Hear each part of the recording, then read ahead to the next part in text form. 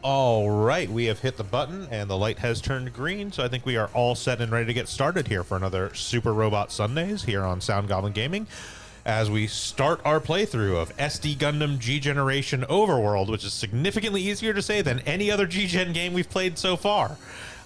Give us just a minute here. We're doing some quick tech testing to make sure audio levels are good and everything.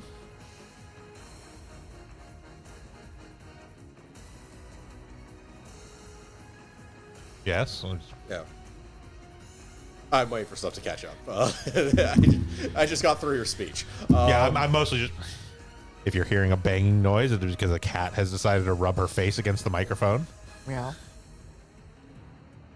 Okay, so... Hey, don't scare her away. That's a feature. You and me are fine. Testing the microphone.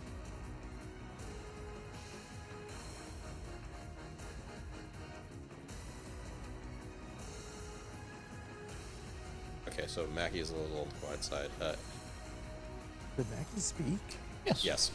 Hunter, say something? I am saying something.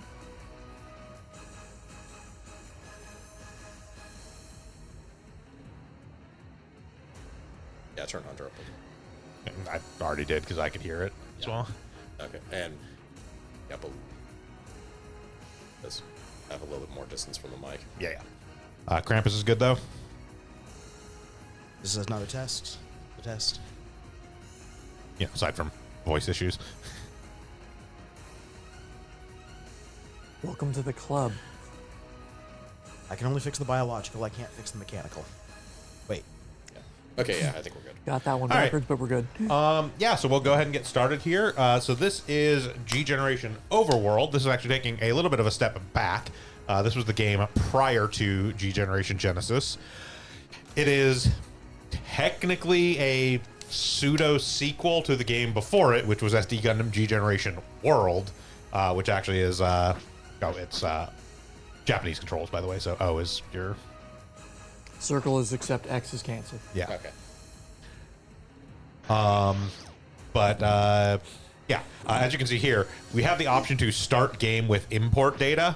That is, if you have G-Gen Portable and G-Gen World save data, you can import it.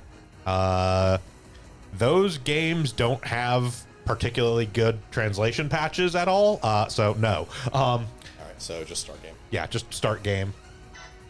It's extra capital. It's The usual or semi-usual and like stuff. I think one unit that doesn't really matter all that much. So, and by translation patch, I mean we are absolutely, definitely, totally playing this on real hardware with an actual copy of the game. Pay no attention to the fact that there's a menu bar at the top. You see nothing? Also, I'm gonna see.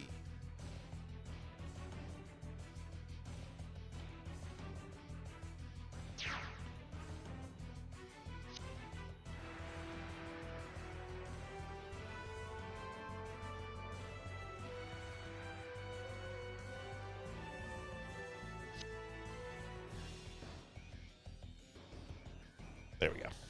Okay. See, we're starting off with Unicorn. So this is a PSP game. So apologies for all the pixels. It definitely looks better on stream than it does to us, but Yeah. If you're watching this on like a phone or not a large TV monitor for that matter, it probably looks fine. but yeah, so this is a PSP game. I feel like Overworld was released on one other system, but the PSP version is generally the accepted one, and also it's the one that has the translation patch. So There was originally a PS2 version of this, and then the PSP version came out with a bunch of extra updates and a bunch of extra series bolted onto it. yeah, it's considered like the definitive version, and like I said, is the one that has a translation patch. So, but the big thing about Overworld, and honestly the GGN system series prior to Genesis, is this is not a straight playthrough of like the storylines of the Gundam series. This is actually more similar to a Super Robot Wars style story, wherein the various series are kind of taking place. But in a second here, you'll see they're all going to get kind of fucking slammed together. and have just like crossover and dimensional barriers breaking down and all kinds of shit going on. So it's a bit more interesting, I think, than most of the other G-Gen games. Like the other G-Gen games, Generations and Crossrays are interesting in that they give you a good retelling of the sort of series and stories that they're covering, and in many ways are honestly one of the better ways to experience some of those stories, or frankly one of the only remaining ways to experience some of those stories, for the instance of some of the stuff that was like from older games or things like that. But at its core, you end up in a situation where, like, do I really need to go through the story of fucking Mobile Suit Gundam 79 again? I've seen it multiple times. I know what the story is. Like, What the?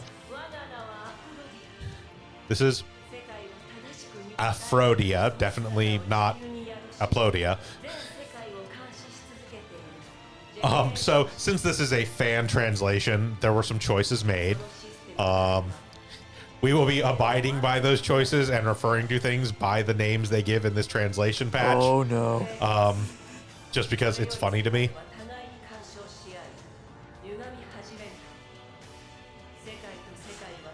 To their credit, they don't do things like translate Hyakushiki, Okay, good. which is a thing I have definitely seen people do. Seeing how this has, I'm assuming this has Seed Destiny as well as Seed. I think so. Okay, so the Akatsuki won't have a translation then. Okay. So the other thing about this is this game, unlike Genesis and Crossrays, which we actually had pretty thorough sort of documentation for, and before we even started playing, somebody had basically compiled a list. Sarah can sit on the keyboard all she fucking wants, and they're gonna do anything. I stopped you, cat. Stopped you. But those two games, we basically already had essentially a full listing of all the units in the game and what they would develop into, and all that kind of detail that somebody had already basically compiled. This game doesn't really have that. There is one resource I have for this game, which is a Japanese-only wiki, which obviously, if I don't speak a lot of Japanese, so running it through Google Translate extremely limits what I can do. Yes, Vince. Fucking awakening the trailer plays her music. I thought I got away from you. Nope. Nope. No escape.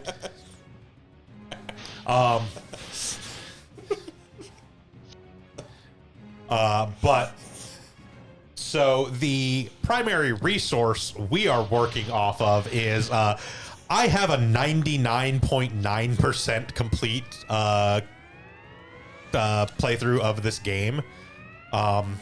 The only units I did not gather are the ones that involve what is effectively the post game. We'll kind of get to that in a second once we get through the intro scenario here.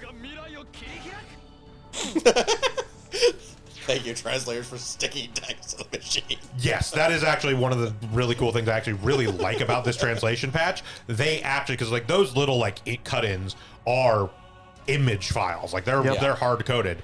They actually extracted those hard added subs to those images and put them back in the game, so you can understand the little like speech blurbs during those cutscene animations. That's pretty cool. That is cool. It's also silly because they attach it directly to the model. There's not much they can do about it. There's only because there isn't a text layer on that I know. thing, so they couldn't just like it is just an image file basically, or like a video file, and so they just hard coded it in. So like, because the game basically loads it and then does like a zoom and pan, it's gonna move the text like. But yeah, so I have been working for actually several months now, going through and manually compiling our breakdown list. It is not complete yet. I did my best to have it done by the time we started this playthrough, but I did not make it. As I was talking with some of the guys last night, I have done... by the start of our normal, like we play Final Fantasy 14 on Saturday nights. By the time of our normal start of that kind of playthrough, I had done over 330 units that I had fully cataloged, what the unit is, what they turn into at what levels. I was not yet half complete. There are a lot of units in this game. So you can check skills, by the way, just to see what kind of show that off. They are basically kind of the same idea as we've had in the other G-Gen games, but the game will bug you until you do it. That being said, Setsuna has an extremely good one to start with. Well, okay then. Just like, does not use morale this turn.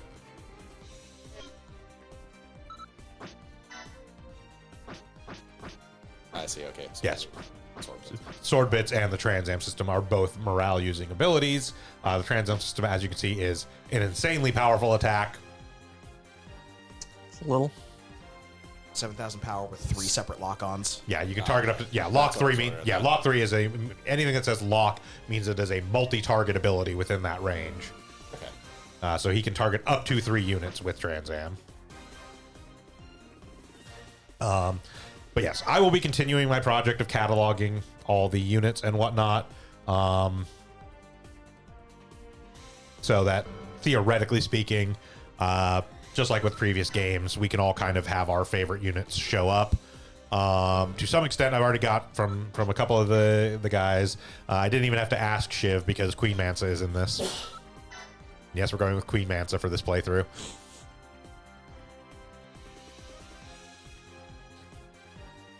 Well, this is the intro scenario, so I don't expect anything to be murderous. No. This game is, for the most part, significantly easier than pretty much anything in Genesis or Crossrays. The only times it becomes difficult are situations which we will get to in a little bit, because this game also has its own sort of unique mechanic to it. As far as, like, in the same way that, there was always like when you were doing the scenarios in Genesis or Crossrays, there was always the kind of like, hey, here's the main goal, but also if you manage to do this, like, something special will happen. This game does that multiple times per scenario. Interesting. And is a very interesting take because it's not just like, oh, if you do this, something special will happen. It is, if you do this, the scenario will continue. Otherwise, once you complete the victory condition, the scenario just ends. Every scenario has multiple ranks you can get in it, and the only way to get the maximum rank is by doing all the optional conditions, thereby completing the full playthrough of the scenario. Technically speaking, you could beat every scenario in this game in probably about 5 minutes by just doing the initial victory condition and just blasting through it. Except you won't actually unlock further scenarios because you are required to get certain ranks in a certain number of previous scenarios to progress through the game, which means you do have to actually do the optional. What this does, however, mean is that if you want to do grinding, it's actually much quicker because you can just hurl yourself into a mission, kill the initial like 10, 15 dudes that are going to be on a mission and pop out and do the next one if you just have a little bit left to level up or what have you. Yeah, I have also started a playthrough just for fun a while back on this, and at least at the very beginning of the game, you do not want to mess around with the higher ranks of a mission. It can depend. It depends on it depends on which mission it is and what you have available.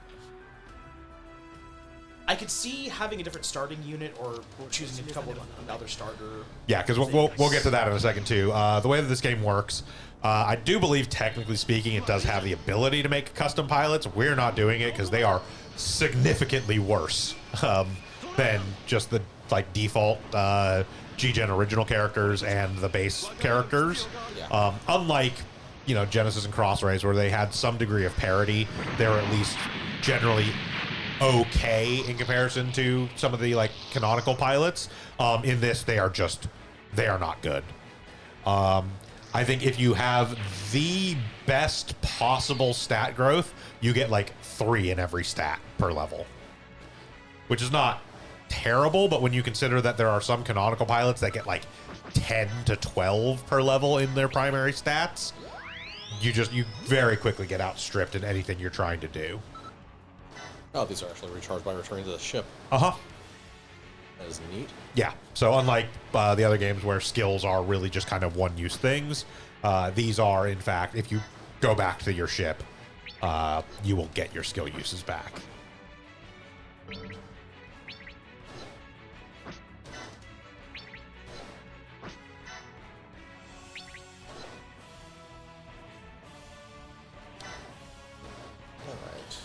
So yeah, this is the multi-target thing, as it usually is. If the primary target takes the full power, every additional target takes half power.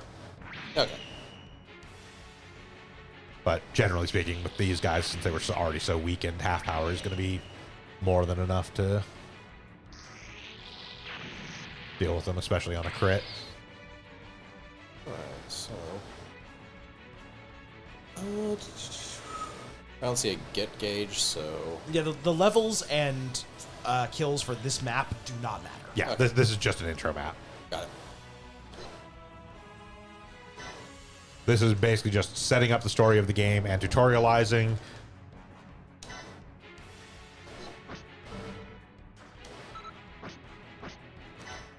Kind of as Krampus was sort of implying there, don't worry too much, you're not keeping these units anyways. The game did not, in fact, lose its fucking mind and decide to start you with the fucking unicorn. I was about to say, the opening with the unicorn, not something like the 78, is different. Yeah, the unicorn and the Quanti. Yeah. Be a bit OP to start out with. The game did not lose its fucking mind. Asterisk. So another thing that this game does, this is kind of interesting, and we'll see in a second, is pretty much every main suit, every sort of protagonist suit, every suit that you can get as one of your starter characters has what's called a basic version, which is essentially a stripped down version of the real suit. To compensate for the fact that, like, for instance, you can just like pick Lauren Saak as your first character and have the fucking turn A. Interesting. And they were just like, yeah, no. So they all have a basic version, and the basics,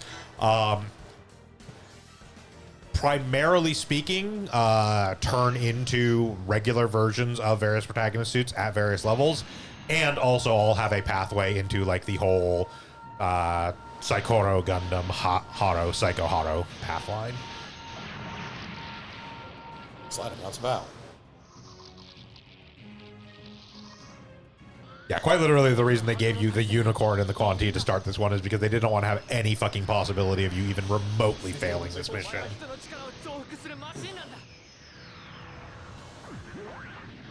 Like, you would have to actively try to lose this fight. It's not true. Destroy mode seems a bit excessive for a single ELS. They know what they did.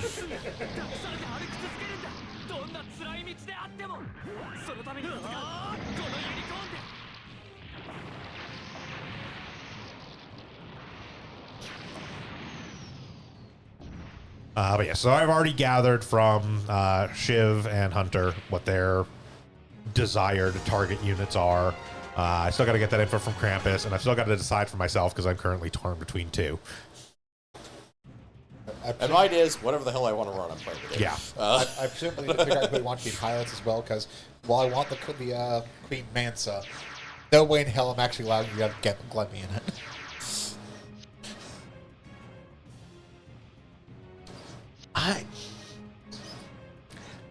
I'm not actually sure Glemmy is a pilot in this.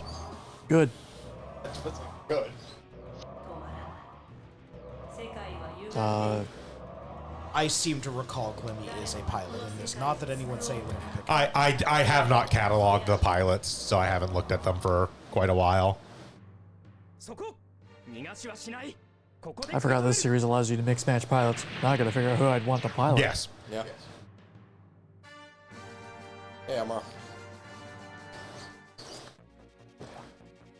I could probably just compile a quick pilot list. It'll be significantly easier than the unit list I've been working on because that one doesn't have any sort of like development tree or anything like that. Look who it is. Yay. Yeah. Again, don't worry, you're not stuck with him.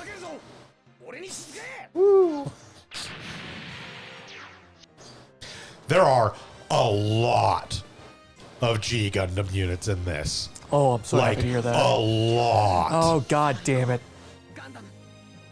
Like, to the point where, like, there is Rising, Shining, and God Gundam. That's actually impressive that Rising's in. And, like, Gundam Heaven Sword. And, like, the Grand I was Gundam. gonna say, the Four Emperors isn't as surprising. And the If you got one, you can Grandmaster haul. Gundam. And Ooh.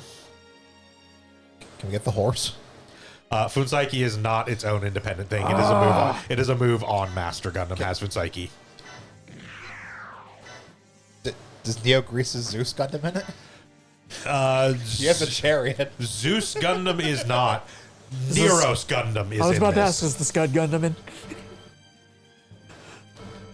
Those things show up in like one fucking like The kangaroo? The They kangaroo show isn't up even in from the specifically- kangaroo isn't even from G Gundam. It's from this fucking G Gundam sequel manga. I'm gonna say the Scud Gundam shows up in one shot of the Maxter defeating the Scud Gundam. Yeah. That's it. Fucking no, they do not have anything from G Gundam Gaiden Return of J.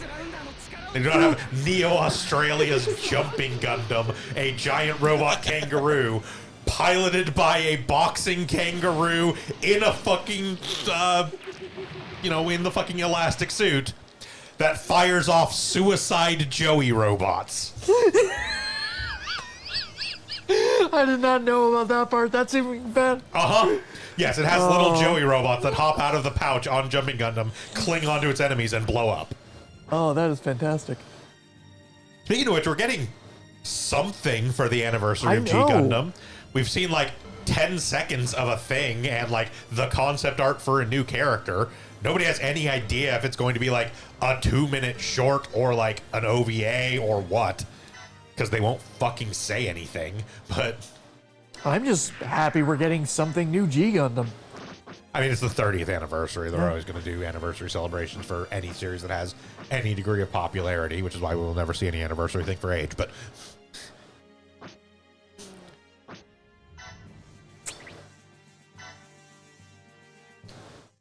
I like one design out of Age. One. And nothing else. That's not true. I like the openings and ending themes. They're pretty good. Also backed by popular demand. Yes!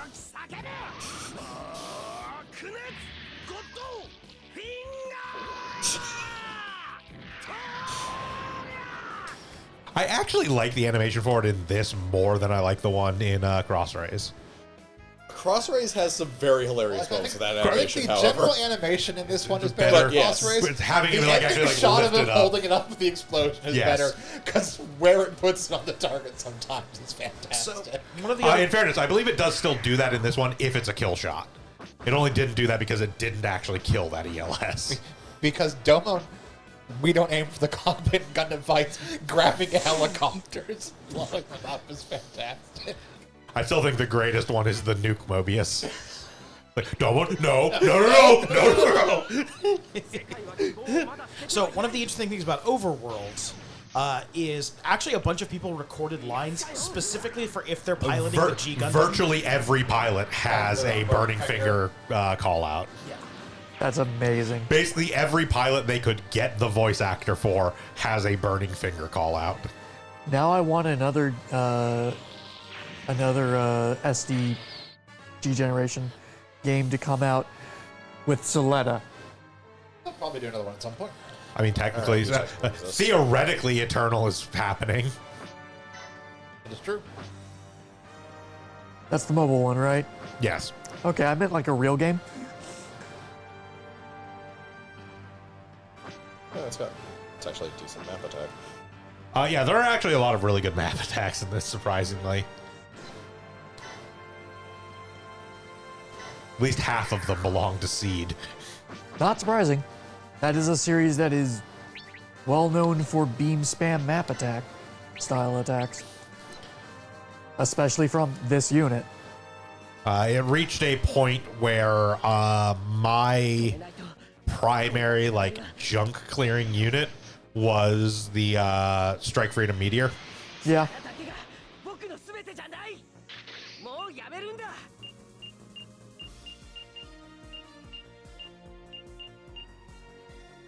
それでも All the guns. Yep. Yeah, we'll get plenty of opportunity. This is Hunter's chosen Yep. unit, is the Freedom.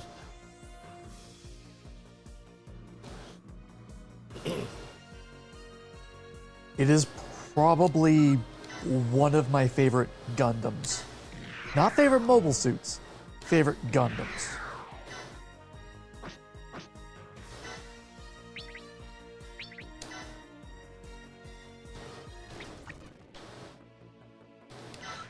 So nice of them to put a fast forward feature in this game. Yeah, also because we're...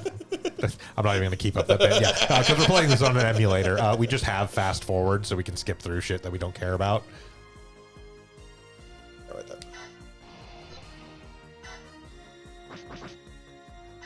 Like, you can also set battle speed to, like, really quick, which, like, is already extremely fast, but...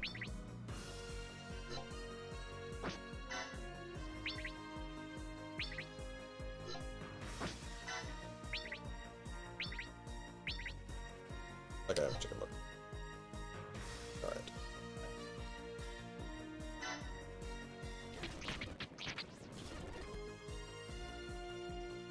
I will say try not to do it too much. It does sound horrible. I mean, you're not wrong, but...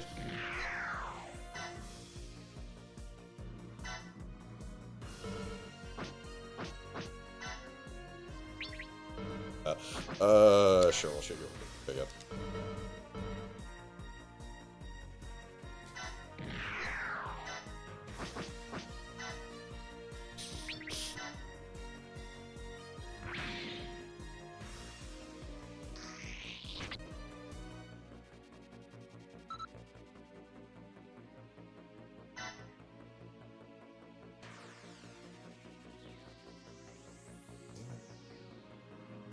So, no, like here.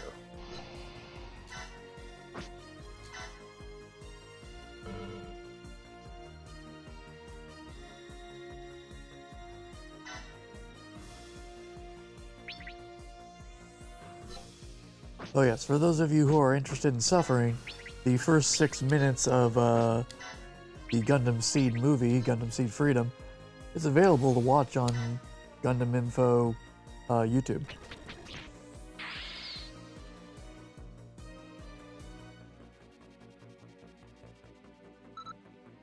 But why? You have a bobblehead fetish?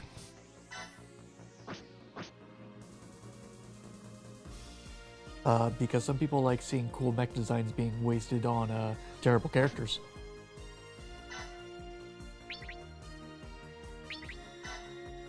Also, some people really like TM Revolution, who is, once again, singing a song for Gundam Seed.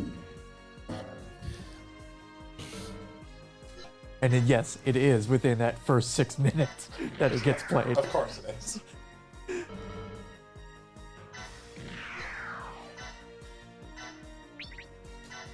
You with a beam saber. 情けないやつ。 It is also apparently coming to theaters. インファンネル。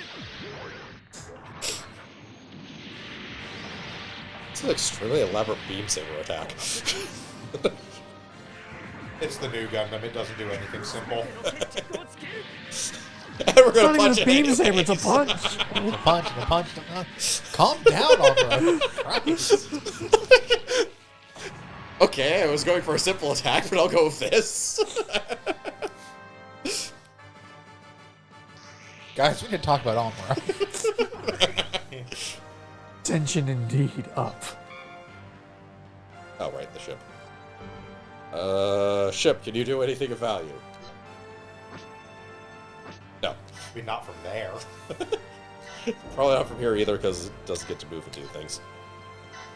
Lightning sword. Okay.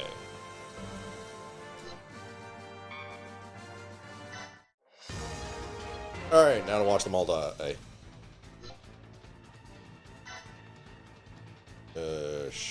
haven't seen beam saber on this.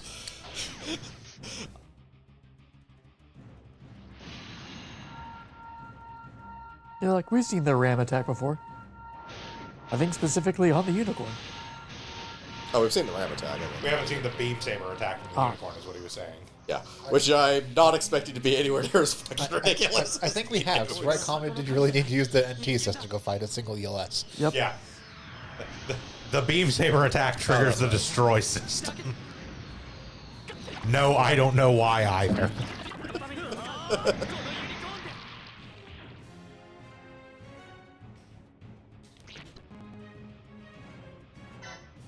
Because the beam sabers don't become available until it goes NTD.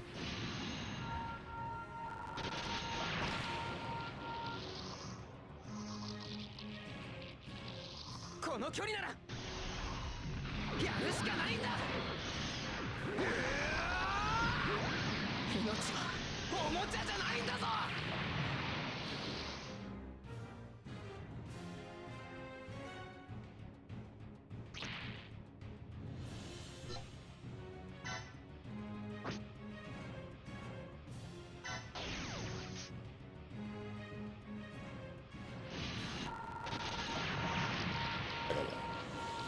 Also, one of the things that briefly flashed by is you get a lot more fun tricks in this game. Like, the new Gundam just has a fin funnel barrier it can deploy as one of its defensive options. That was pretty. On-road counterattacks with Vulcans and then a steel chair. Alpha is all shooting beam. The penetrating beam has making neat. Yeah, it costs energy, which in this game is not insignificant at the start.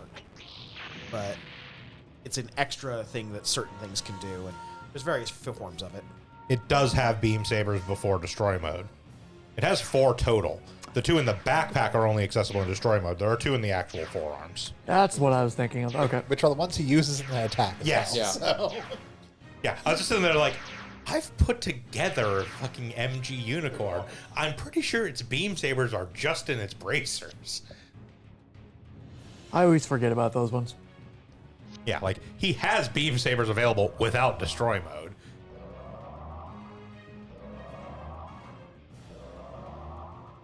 幾多もの世界が干渉し合い、互いの世界は次第に戦いの渦に巻き込まれていく。渦となった歪みは Like the special mode where the forearm ones like flip around and are like the beam tonfas, that only happens in destroy mode, but they are just usable as beam sabers normally. が蔓延する。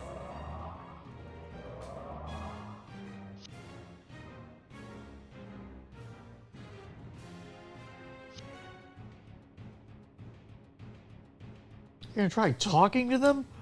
When has talking solved anything?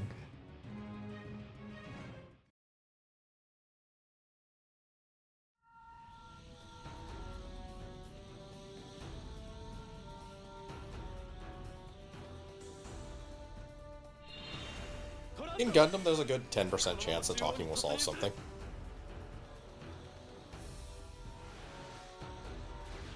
I mean, to be fair, like 95% of the problems that happen in Gundam happen because they don't talk.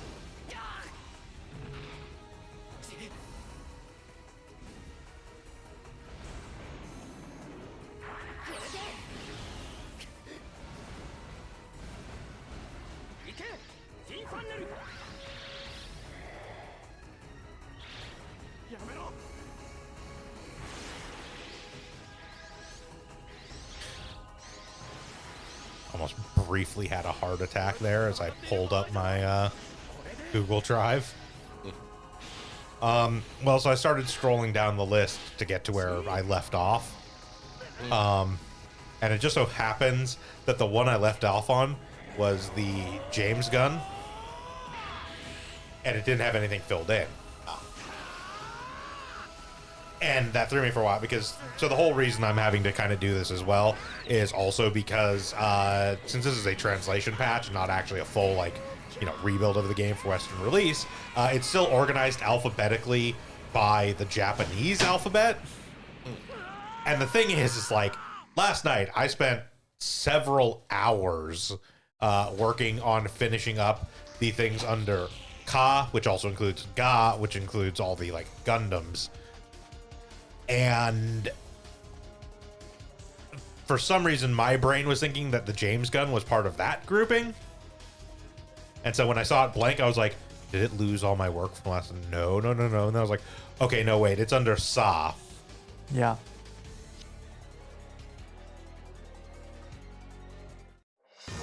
Okay, so here is the big gimmick of Overworld. We were talking about how the stages go in phases. At a certain point, if you go far enough into a stage's phases, you will trigger what can best be described as infinite betrayal mode.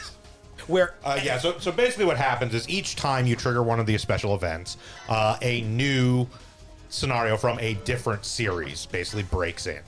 It just sort of crashes into whatever's going on, and you get a new protagonist unit or like character from that series. So like say you're in a, you know, series where you have like Unicorn, and then you do the break trigger and it breaks and Siege shows up, and like so you'll have like Kira, right? If you do all of them and then get to the final one, all of the additional people that showed up turn on you and form their own faction. But why? Well, like they said in the story. Because Aplodia is a bitch. Yeah, God damn. when worlds collide, they inevitably turn into conflict, which takes the form of the nasty purple wave that you see. Yeah, the why is because Aplodia is a bitch. Yeah. Fair enough.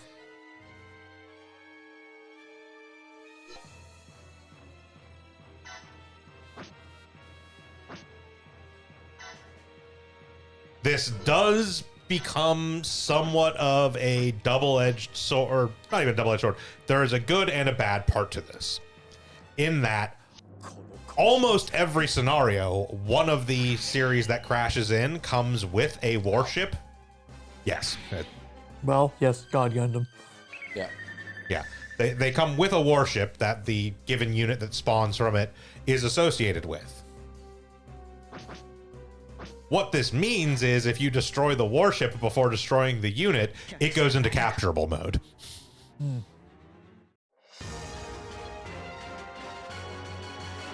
So like in this instance, because the Unicorn is associated with the warship that is here, you can't do it in this mission because again, nothing in this mission actually counts. But if this were a real mission and the Unicorn had turned on us, you could go and destroy the warship and then capture the Unicorn, and then you just have the Unicorn as a unit. So it is a way to get more powerful units much earlier.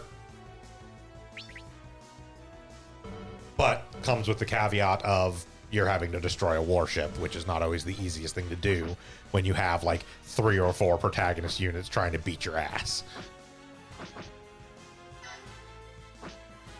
Oh, and in case you were thinking of gaming it, they get like a full heal when they switch too. Of course. You cannot like get the shit kicked out of them and then have them turn to be like, Vulcans, get fucked. It's like, no, they turn into they get full heal and turn into enemy units. Like, I will say they are their own faction, so they don't necessarily work with the enemies that are whatever other enemies may be present, but they do tend to prioritize going after you rather than other enemy forces. やるしかあるまい。ハイパーメガ粒子砲による攻撃を実施する。照準を固定。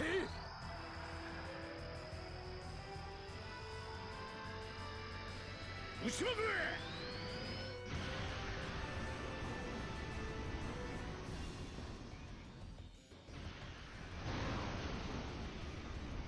Ah, damn. A little bit to the left.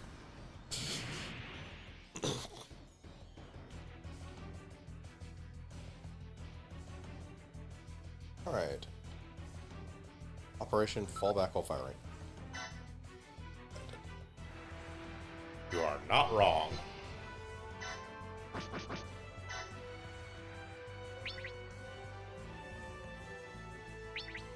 What is dangerous of you?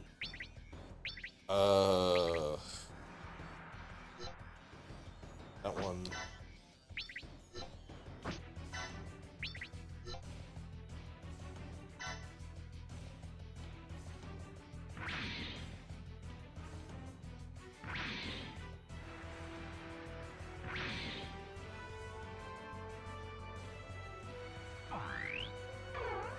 Now, Bogart, correct me if I'm wrong, but killing one unit is enough to break the impact mode, right? I don't think so. Huh. It's been a while since I've played, but no, I'm pretty sure you just have to beat them all. Okay. It has also been a while since I've played, but... Alright, so we're looking for 5, which is just right here.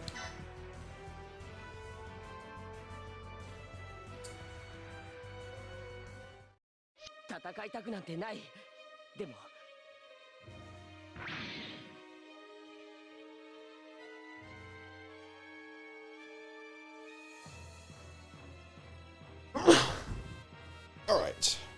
Now that we've placed ourselves as far from burning Gundam as possible.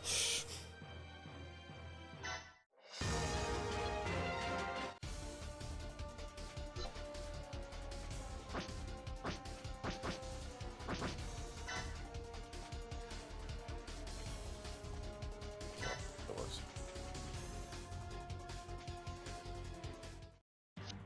戦いは終わらないんだ。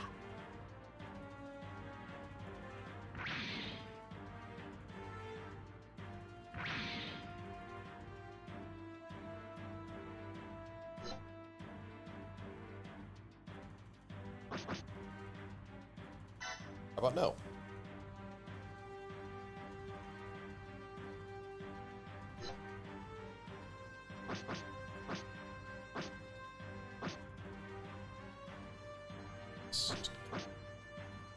And Probably the better option.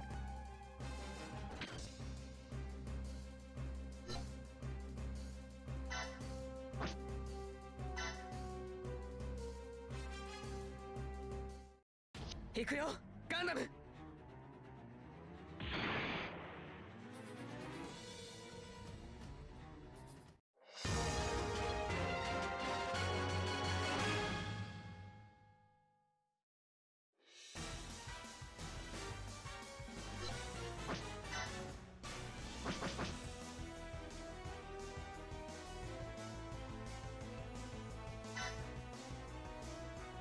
pretty much still just attempting to hit one. Sure. I'm helping.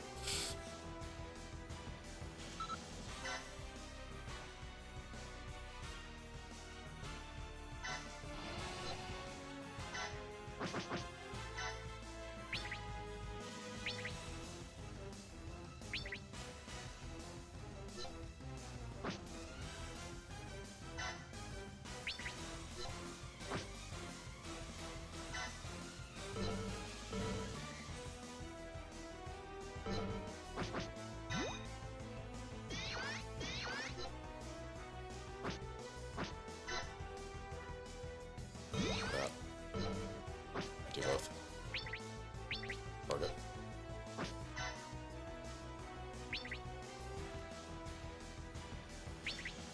Sleep.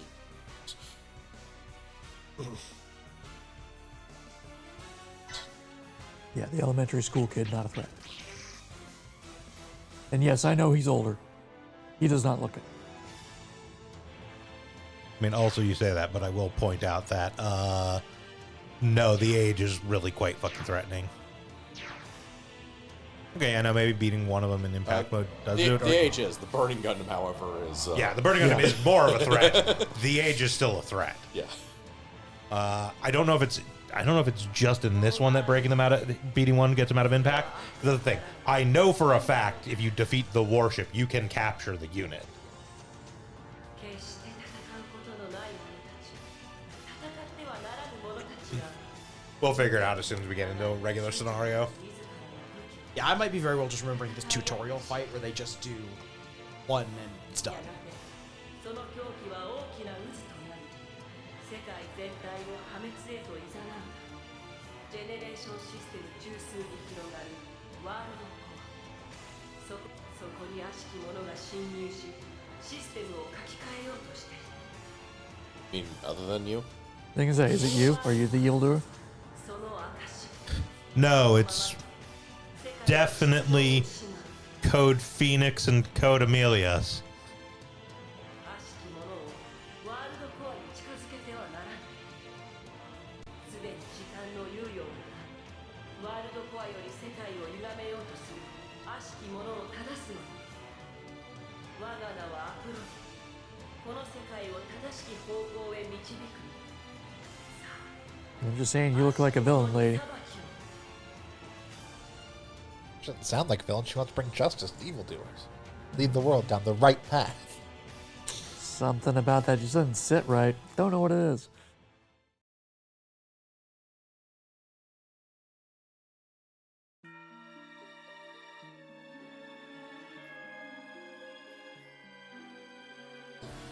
Oh, that's a thing.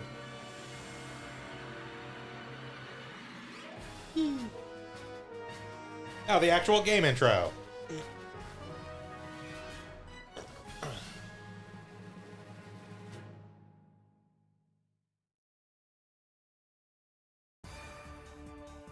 Okay, so this is what we were talking about. And now the game turns into a fighting game. It's actually a fighting game.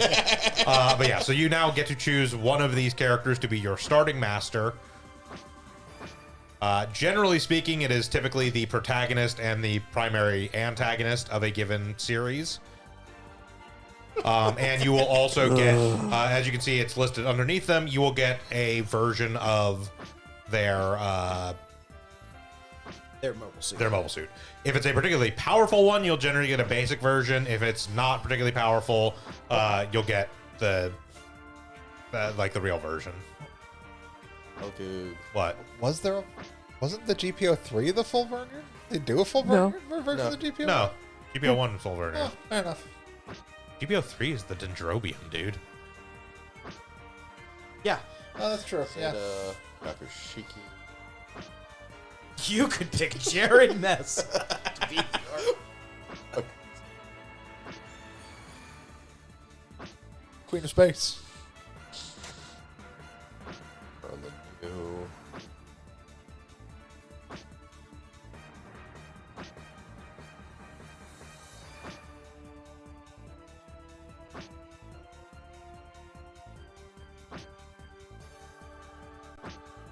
Please note it did say most of the time they don't let you start with the fucking Divinidad. They also won't let you have a Master Asia, apparently. No. But they've got Harry Ord!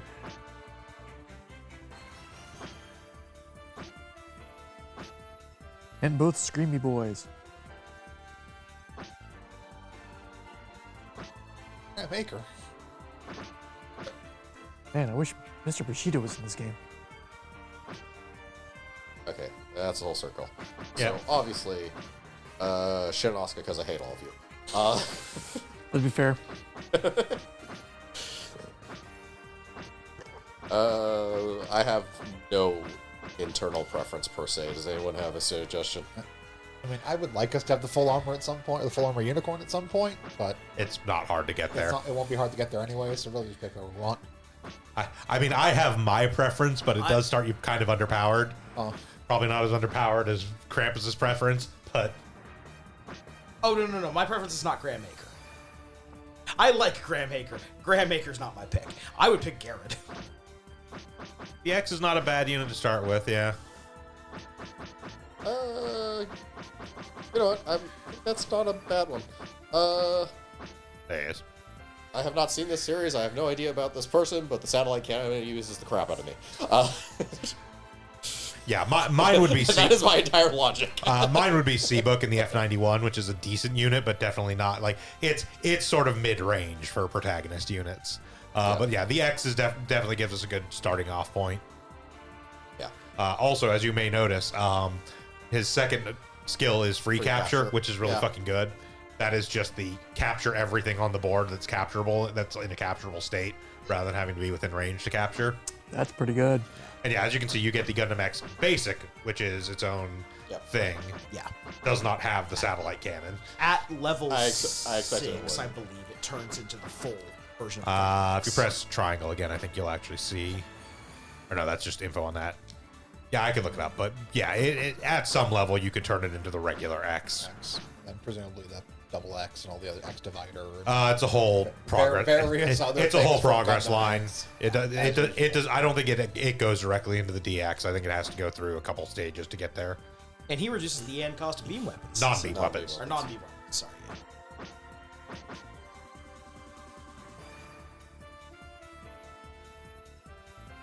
So who's Siva Garner? Oh, that's okay. The pilot of the F-91. You know, that series that is in this. Yes, he was actually called Steve Bogardo. I know. in that one. He's I mean, it's not called Kincaid now. But I don't remember if Kincaid is even actually selected a pilot in this. I think they just have Seabook. all right, so obviously Mobile Link. Okay, so this is our main menu. So you can see we've got a lot of options here. Mobile Link no longer actually works because when this game was available in Japan, there was a whole thing where you could get these codes, which you would get like messaged to you, and then you would put them in, and it would go through a thing and like translate them through a cipher into a code you would then put in the game, which would unlock some stuff.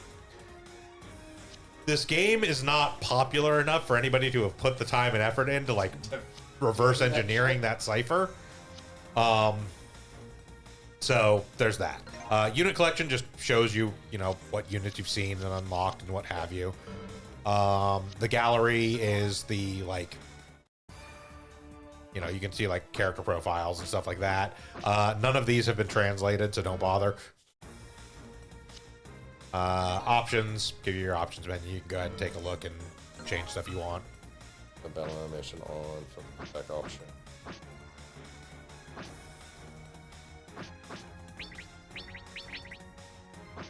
Turn that up. This is the this is just the skip. I believe so, yeah. Okay, so we're not fast forwarding through everything.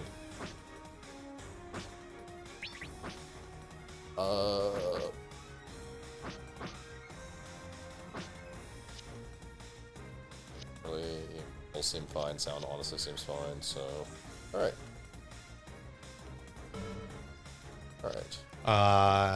Yeah, communication. That's PSP game, so it had wireless stuff. War Room is where you control the stuff like, you know, purchasing pilots, purchasing new units, organizing your group, all of that stuff. All right. Which we should, go ahead and do our organized groups. So you can see it starts with a number of things. We've got Garad in the Gundam X Basic. We start with the carry base. Zero, a dude, couple tornadoes. A couple tornadoes and some pilots. We do have access to pretty much the whole gamut of. I used to assign somebody to be the XO. No reason not to have somebody there to replace. Yeah, so everybody we currently have is there, but we can scout and recruit somebody to be the XO. Right now, we don't have a lot of options. Waste most of our money in Alvaro there for no reason.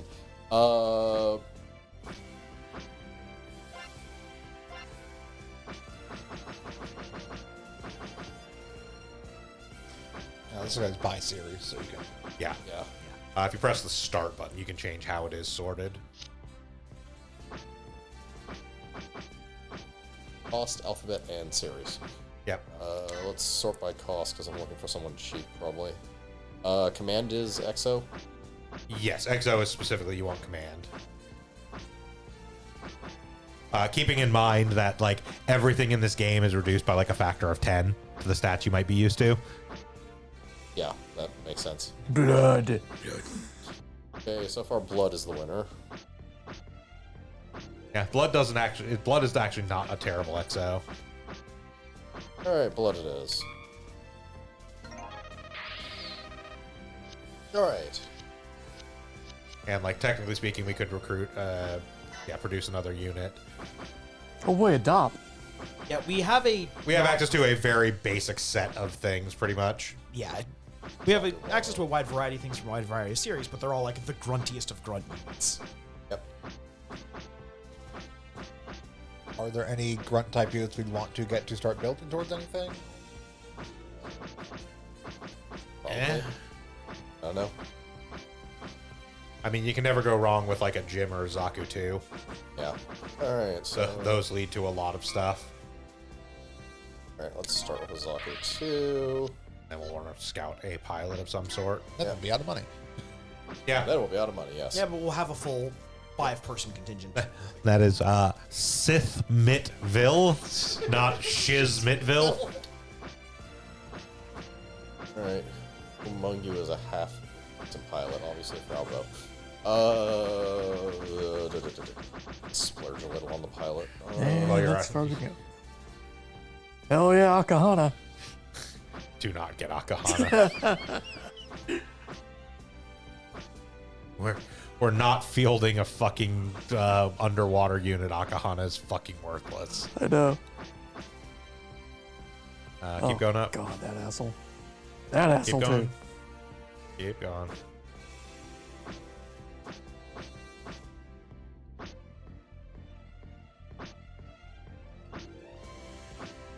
I know what Shock Dealers wanted to be.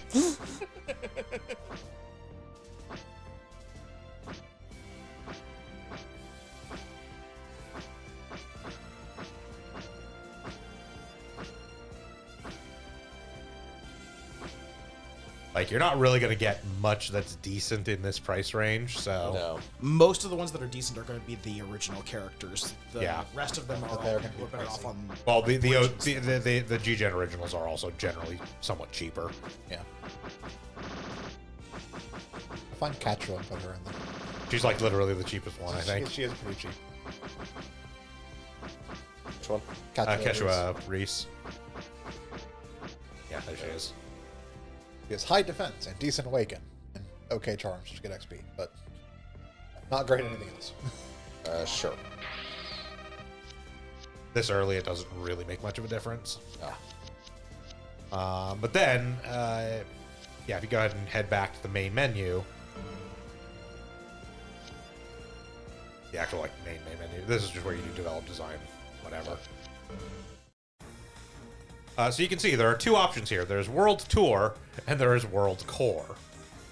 I don't think we can actually do anything in World Core yet, but even if we could, you would go there if you want an ass kicking. World Core is essentially you are supposed to complete the entirety of World Tour before you touch on World Core. Makes enough sense. But completing stuff in World Core is how you unlock access to stuff like the Halphus bows, Yeah. all Who of is that that shit. mysterious man who's certainly not named Phoenix? Could be anyone. Of course he's not named Phoenix, he's Code Phoenix. Yes, that is Code Phoenix. Yes. Alright, so. Take a brief tour through the rest of these. Back to it.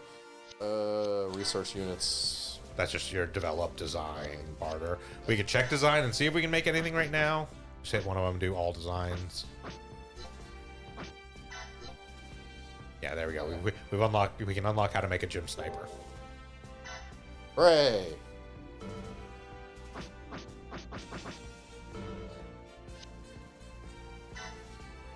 Harder. Yes, that's been in the other games too. It's just not great. Yeah, it always is kind of a crapshoot, is what you get from barter. Well, the other problem with doing the trade or barter or whatever you want to call it is you don't. Even if you trade for a unit you don't have, you don't get the ability to make them. You just have the one, which means you would have to like develop it into something else and then develop it back. So yeah, what happens here is you go into these and you're in stage A. You have access to these three first, and as you complete these, it will unlock. Every stage has 6 scenarios. And generally speaking, they are somewhat based on events from a given series. So, like, for instance, Gundam Rising, this is going to be the stuff from the start of 79. And then once you have completed all 6, you get the extra stage for that stage. Alright, makes no sense. Might as well start at the top.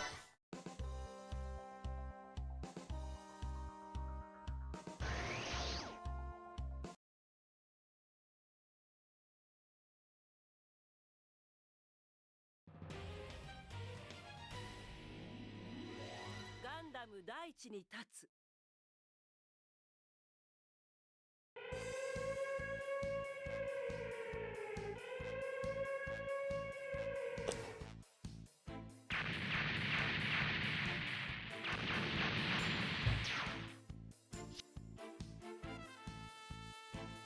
I'm sure no one's ever seen this before, but I think they're gonna try and, I don't know, like steal or blow up a Gundam. I don't know what you're talking about.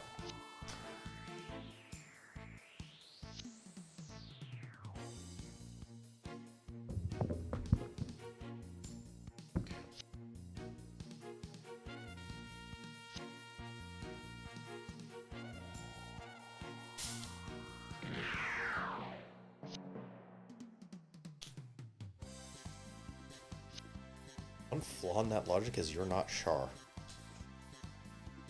No, Gene is probably a decent human being. Gene, have you ever killed a man with a shovel?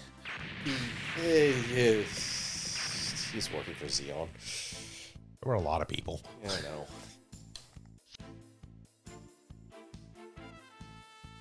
What's your counter argument? The Federation's great. No.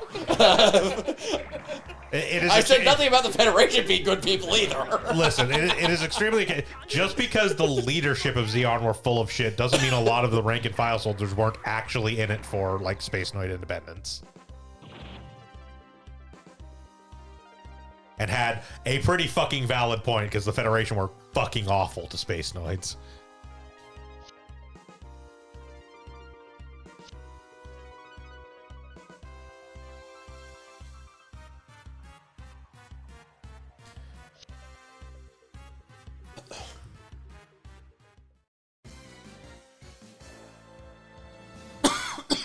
Start deployment. Well, let's be quick. At least let us immediately drop units. I don't have to go through. Like, this would not do It very rarely has the pre-mission typical, stuff. like, do the pre-mission section from the game, then deploy everything. It just immediately goes into it. Yeah, generally speaking, you will almost always deploy at the start, if nothing else, because of the way that the brake trigger system works. Yep. Break trigger. So, Amuro defeats Gene. If Amuro defeats Gene specifically with a beam saber attack, the mission continues. Otherwise, Amuro defeats Gene and the scenario ends. Got it.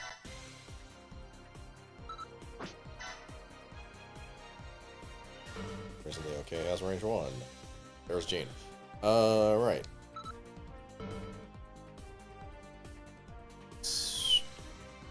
And, like, there are the other units to the south that you can send people out to deal with.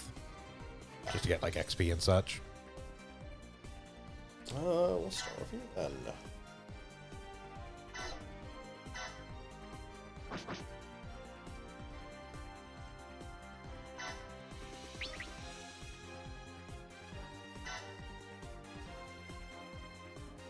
Hey, you don't look too bad at this.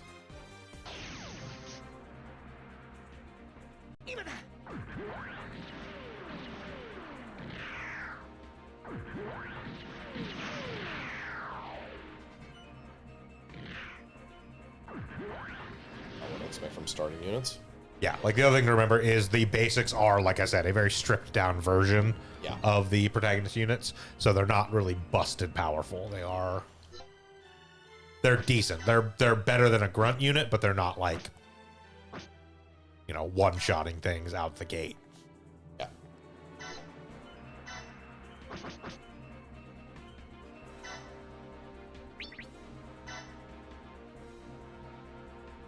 So Yeah, it's the same as starter units like G Generation Genesis, where it's like the RX 78 is definitely better than like Zonko's, but it's not one-shotting anything at that point. It doesn't have the raw stats to do that. I mean, you say that the unicorn definitely does. I mean, yes, but the unicorn is effectively like an end game-ish. Well, yes, but even if you start at unicorn, even the stuff within unicorn, the unicorn is one-shotting grunt units within unicorn, even from the get-go, like even at level 1. That does make some sense, at least in context of the series. The unicorn is in general busted. Yeah, but like my point is like the turn A should absolutely decimate a Zaku too. The turn A basic does not.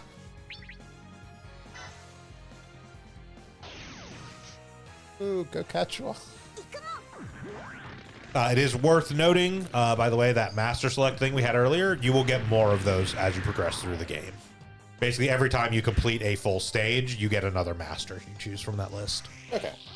You cannot choose the same one multiple times, but so we will eventually get a chance to pick, you know, kind of whoever else we want off of that list.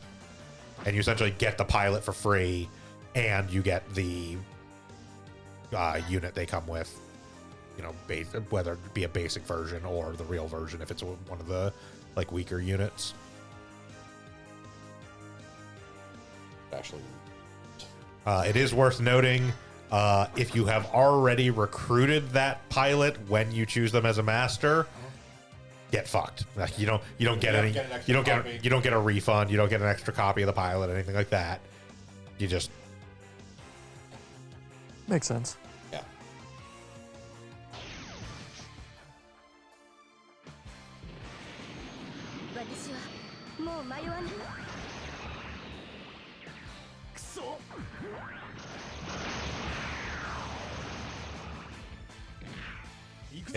it's kind of this weird toss-up thing where it's like if it is a character you would want to be using anyways, you're almost better off recruiting them normally if you have them unlocked and using them that way, because the other thing is that the master you're going to get is going to be at level 1, and like as you progress through the game, like all the B ranks, the B stages are gonna start with like higher level units and higher statted units and more difficult units, because they assume you've come through all of A stages and whatnot.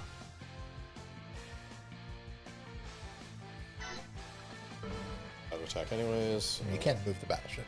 Huh? You can't move the battleship. I can.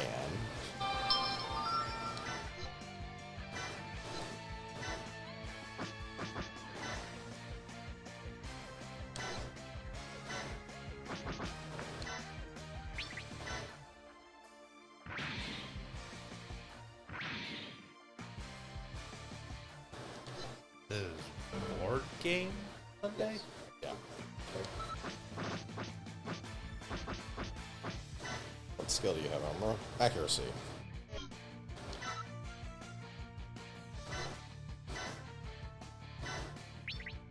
Gilbert.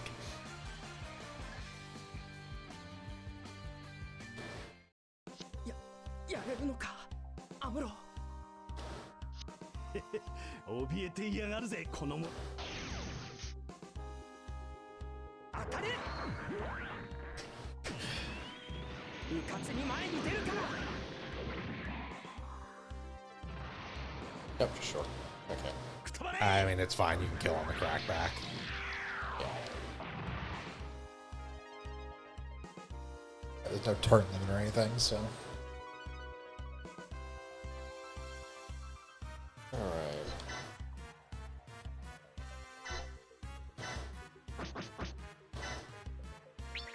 Look, Lieutenant, reinforcements. What the fuck?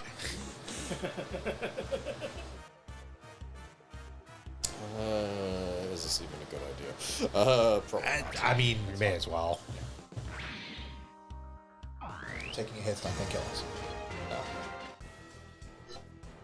Okay. Make sure to hit with the beam saber. Yep. I mean, you could end it if you wanted to and not hit with the beam saber, but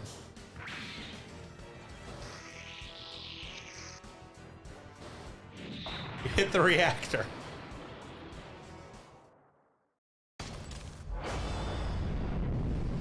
Our first generation break.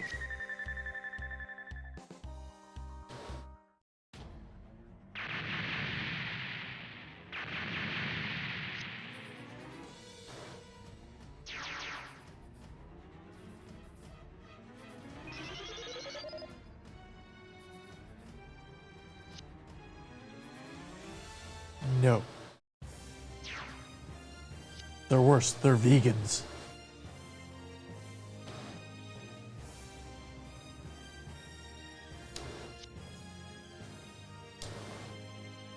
Vegans the worst of monsters.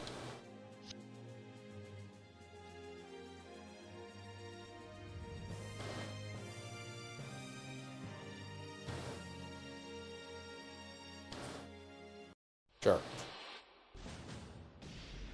All right. So our new break trigger is Flit Osno defeating a Gafron with a beam saber attack. All right. There's a good theme here. Also, not at all surprised since Age was pretty much ripping off early UC. Hi, Patrick. Hey! Best boy is here. It's a shame he can't be a master.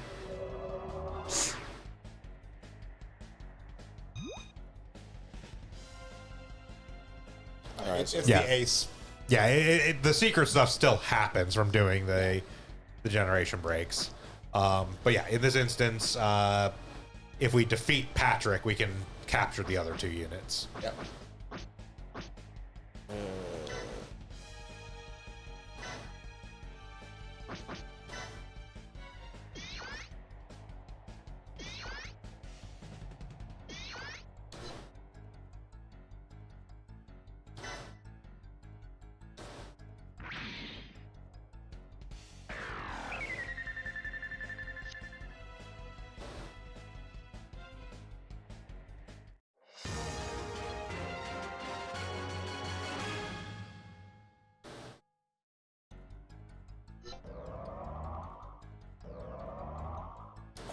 That's Patrick, so sure.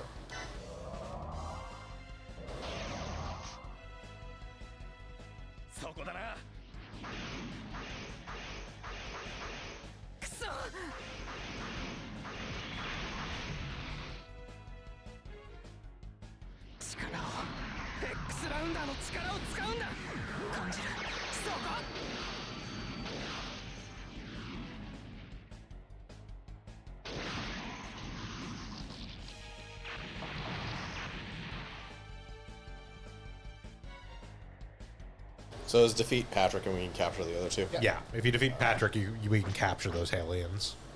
Yeah, works just like the bonus ace units that were in G-Gen Genesis.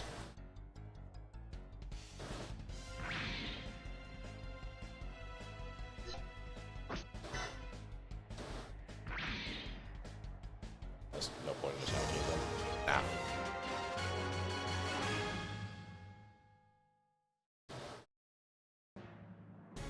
All right.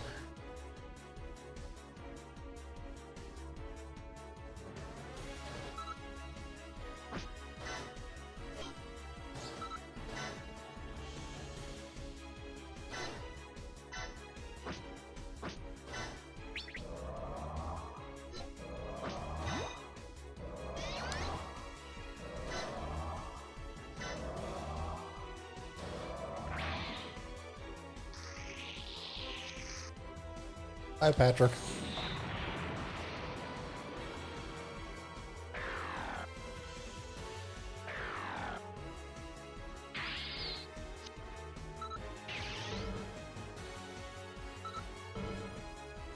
You. Nope, out of range. Yeah, I gotta move him closer. Remember, Garrett, or no, he doesn't have a skill. No, he does not have it Not yet. yet. He's got to level up a bit before he gets there. I want to say second skill is usually at level 10.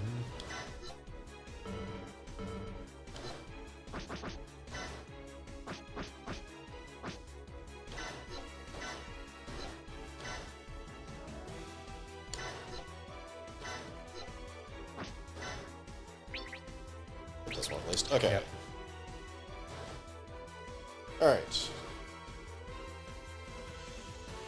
So back to operation. Let's just back up.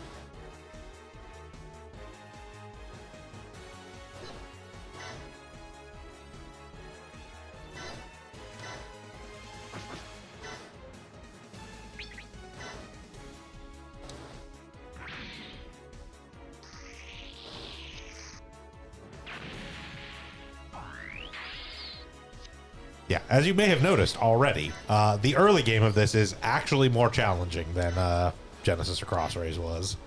I expected as much. We have only like basic units right now, so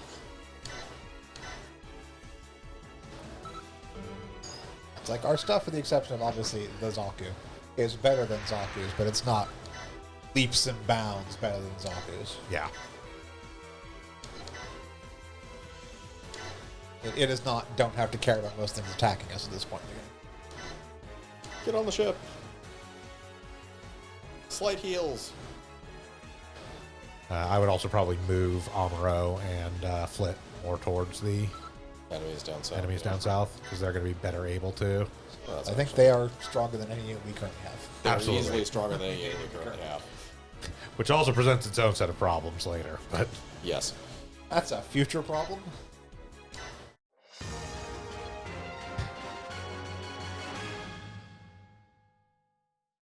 kind of what Krampus was saying a bit earlier, there is some degree of strategy to this in intention doing all the generation breaks, but not doing the actual, or the break impacts, but not doing the actual final one so that they don't turn on you at first until you get some better units, and then you just come back and do them.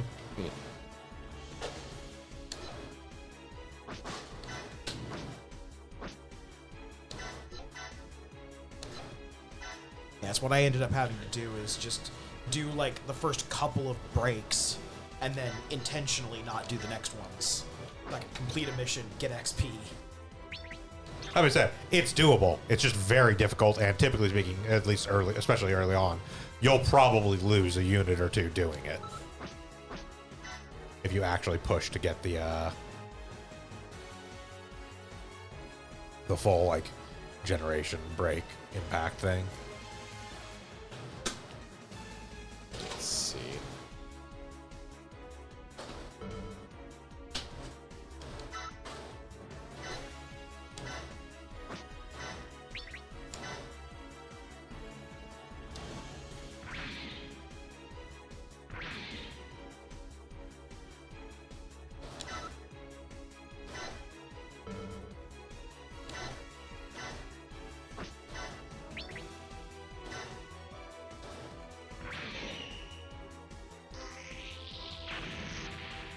Or you can just crit. Okay.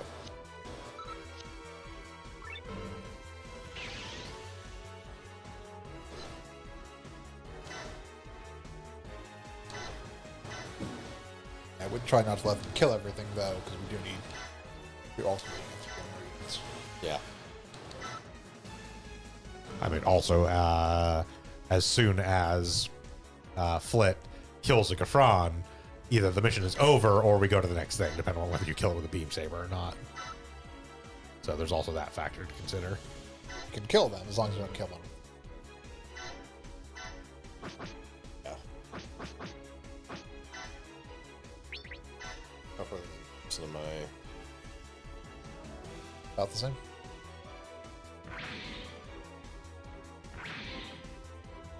Oh.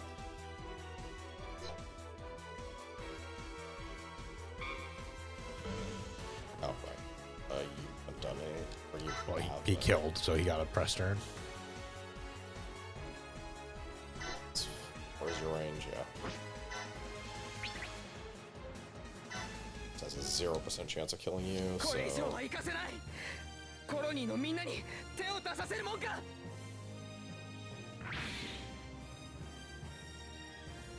It's also for these things down. Oh, yeah.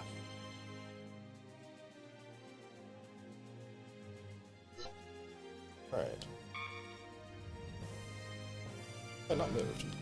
Oh, there's someone. Like, There's last turn you had there was advantage. somebody on the ship already. One of the tornadoes made it back last turn, so... Alright. I mean, you can deploy them forward.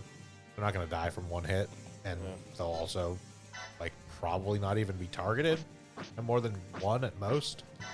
If I deploy them near the age, it's not going to matter as much anyways. Yeah.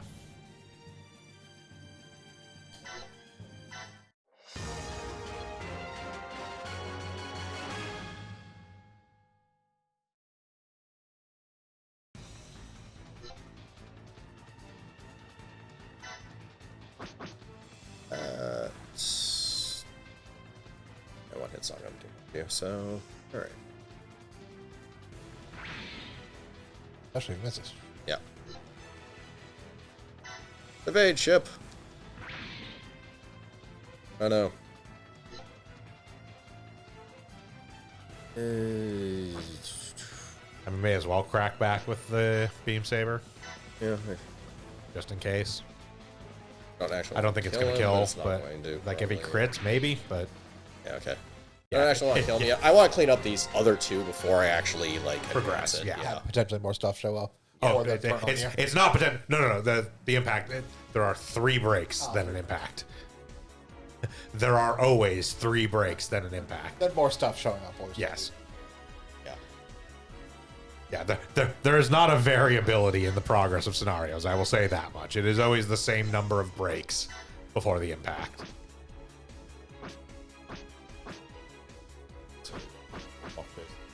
The only exception to that is the extra stages, which the extra stages work more like a traditional, like the other scenarios we've seen in G-Gen, where it is just a whole like long progress thing. But all these base stages are essentially kind of what we've seen here, where quite literally we could have been done with this stage technically in like 5 minutes if we just killed Gene without a beam saber.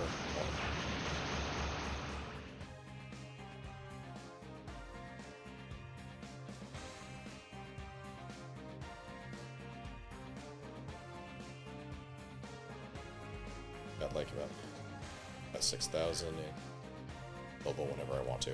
Okay.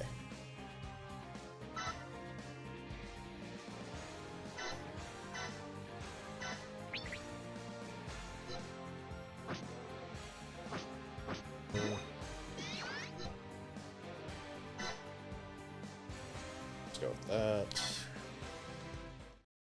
よし見てろ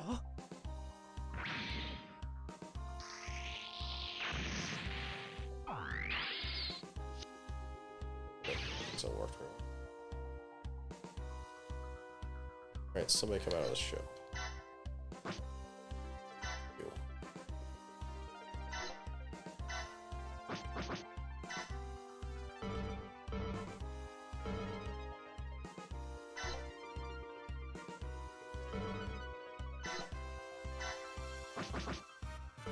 Okay.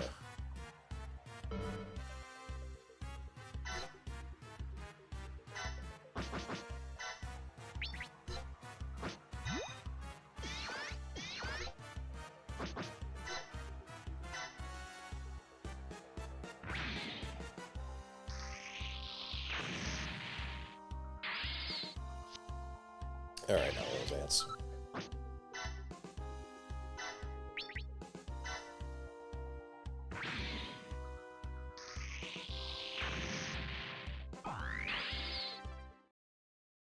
Still has turns. Second generation break.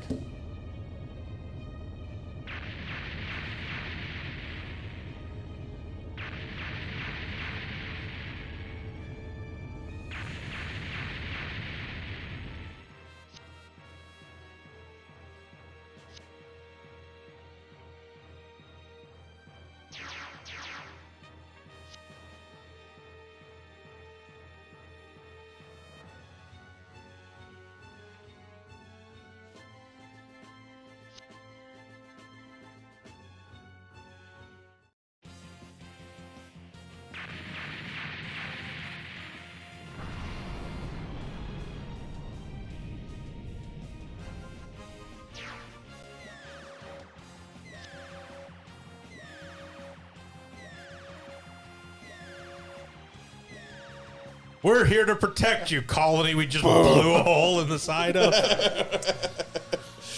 Yeah. That seems like Seed in a nutshell.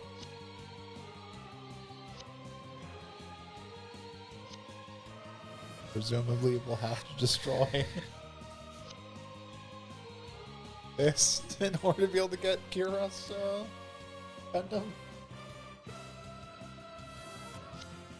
If we push all the way If through we to push the all the way impact, to the impact to break, the impact. Like again, I might stop short of the impact. Yeah. That's fair. again, we can do the generation breaks for several of these, and then come back at a later on to blast through these and do the actual. Yeah, like, I can handle this stuff. Especially with the extra unit they've given us. Yeah, so the over impact is what we do not want to trigger. Alright, so we don't have Kira defeat Atherin. Like, period. We just don't have Kira defeat Atherin. Secret get. Marshmallow.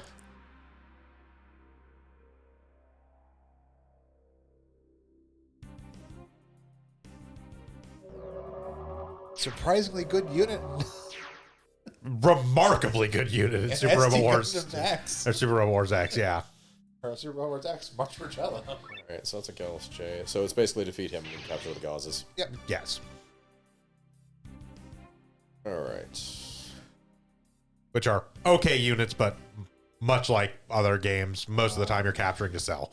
You see what our actual, like, end condition is? I'm guessing it's going to be defeat Atherin? Yeah, if you do conditions.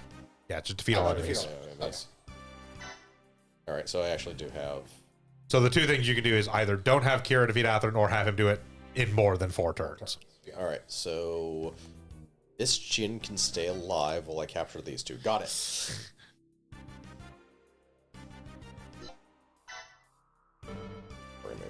Removed. Or shot, technically.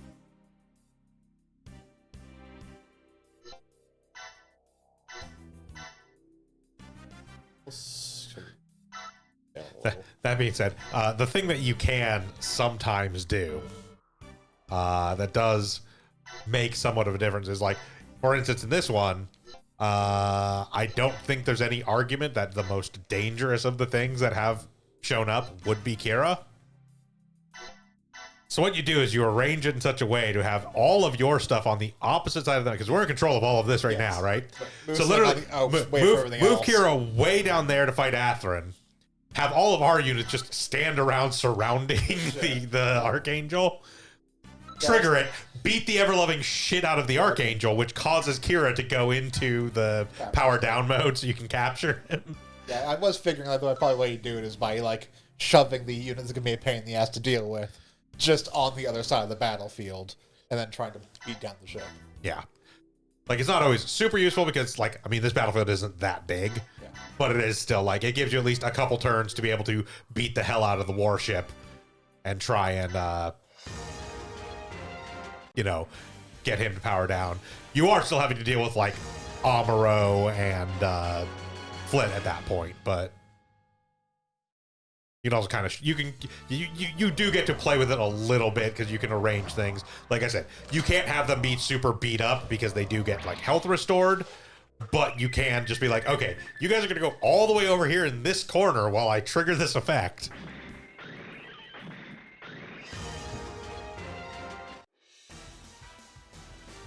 Alright, so... It does kind of make it slightly more difficult in some instances because it's like they are obviously the most powerful units you have on your side for the early game.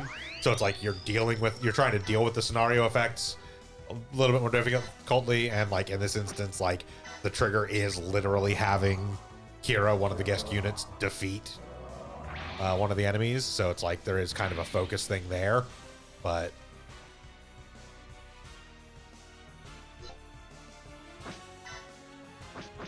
I'm in range for anything. But I need you as a bus at the moment. The beam has a long range. Attack would not show up if you were not in range to hit anything. Yeah. That option is turned on. So the attack option will not show up if you can't target anything. Oh, I know. You actually almost certainly could have shot Mashimer with the... Yeah, Well, because you he's can, just but directly there. You can shoot Moshmer. And I...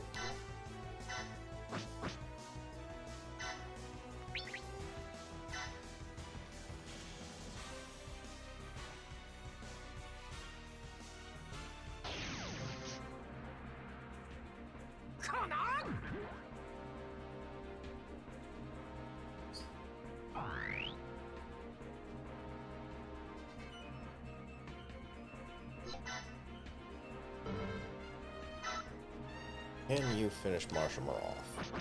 Probably. If Not 3,500 low attack enough for that 48. Yeah, Overworld probably. again. Yeah, that's what I would say is go in there, yeah, get the 100% accuracy to make sure to hit, and then like Ship said, if this doesn't finish him, it'll at least put him low enough that like a tornado or a phoenix can finish him off. Yeah, I don't think they can reach is the only. But Gilder has like a 6 range, so. Huh? The phoenix, The Phoenix has like a 6 range weapon. it's Sorry, out. it's right there. That's right there. Yeah. The one you had to keep moving back because you were too close to fire. Yeah, there. There we go. Might miss, but Might miss. not much you can do about that. That's all you got. Yeah, because you don't have a skill or anything, do you? No, he's not a master.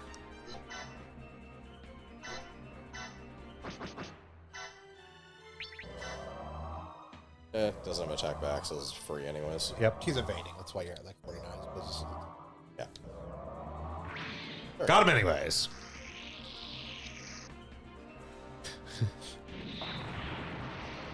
That's a pretty good face. I was using that for a while as a Yeah, Steam profile pick.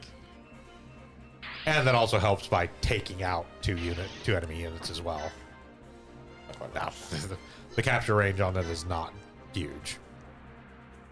It's part of why free capture is an amazing skill in this.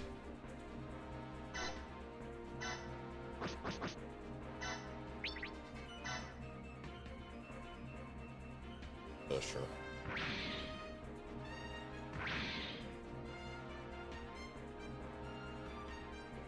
Skills after turn.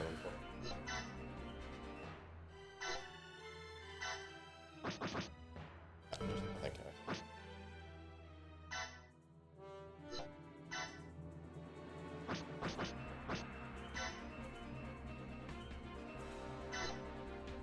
Okay. What do we got, though.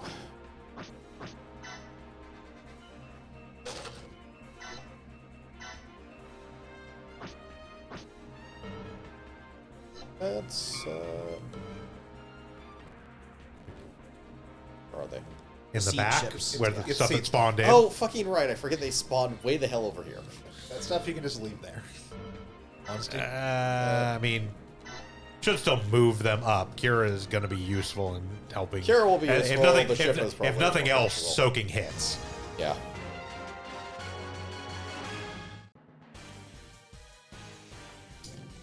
Or like I can just worry about Atherin and no one else. Yeah, you can just defend here. Let's watch the Aegis do something. 捕らえた遅い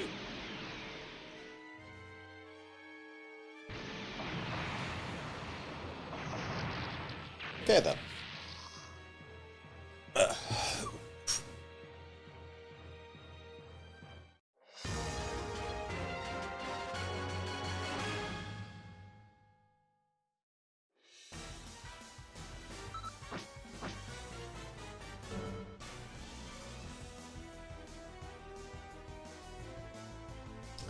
Right, we need to move this mess of formation.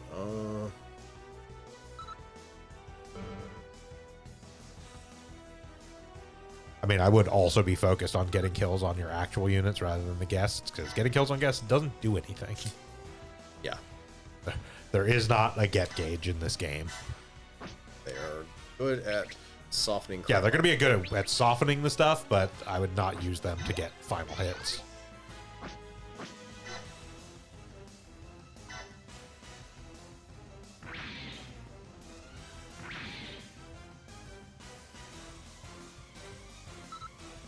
And I don't really have to care too much about the condition. The Or critical units, yeah. Yeah. critical units, Yes, so I they don't are all have critical that. units. All right, so I You do- cannot just let them die. Yeah. I was frankly amazed no one took a pot shot at Amuro. Why would they bother? They can't hit him. Absolutely can't hit him. It's not that dodgy at this point.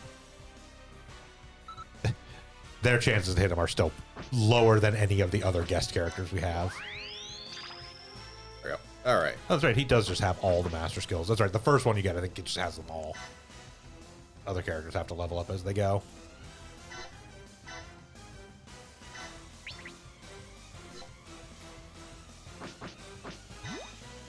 to make sure that he actually hits. What else cover? Cover fire specifically from ships. Okay. May as well. Yeah. All right. Long distance ship fire spell.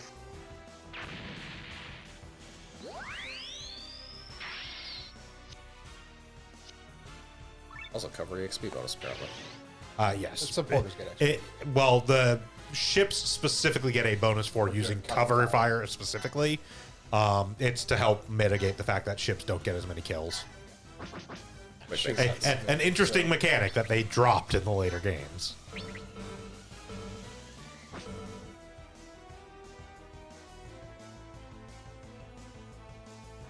It's basically to reward you for placing your ship intelligently. Because generally speaking, I think cover fire is the same no matter what warship you are using. It is pretty much a line straight ahead of it.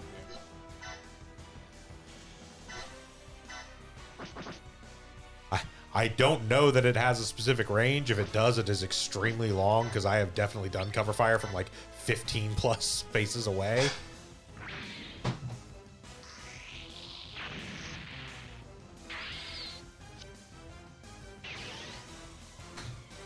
I mean, the ship ranges seem pretty good. This one, like the base beam cannon, like beam shot it has, is a fairly long range and can also target like 6 things. Like every single ship attack looks like it's a multi-target. Yeah. I mean, obviously it differs from ship to ship, but It's like for the carry base, every attack it has is a multi. This is probably not a good idea. Considering that's why he took when he defended against the Aegis.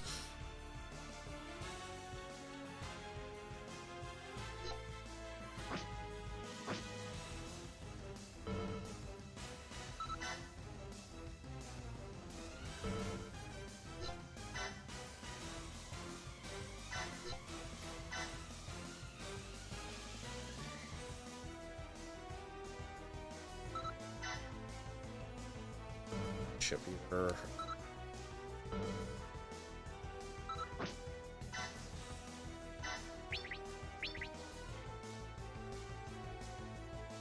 Let's see. He does his counterattack for our support attacks, right? no, that's not actually how it works in this one. Oh. Let's see. What was the save? L or put save state on L2, I think. Yeah, Yes. And load is both twos, I believe.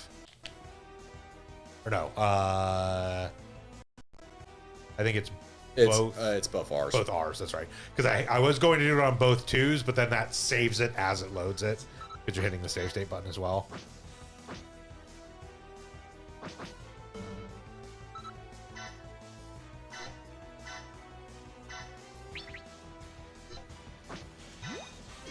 Can't yell at us for cheating. The game has the ability to save mid-mission like this. It's just saving time.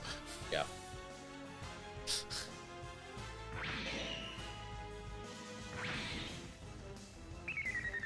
Alright, well, it wasn't fatal. Yeah, you're fine.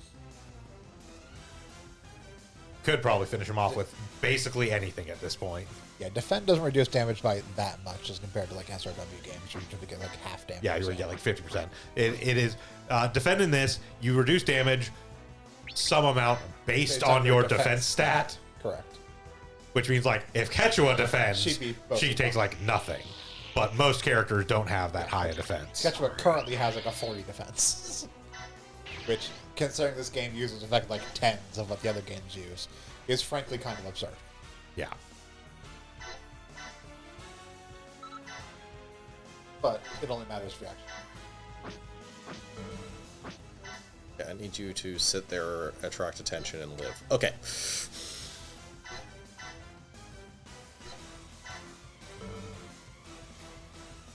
Yeah, I think we're good.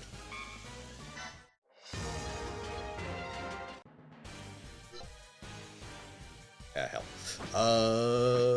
Like when you consider that stats max out at 100. Yeah. All or technically don't max out at 100, but like 100 is most of the time what you're going to see. I have a level 99 Domon Kashu in mind that has 103 defense.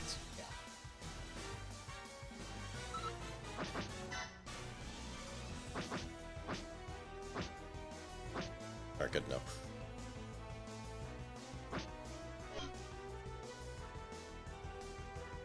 What are you at? You're at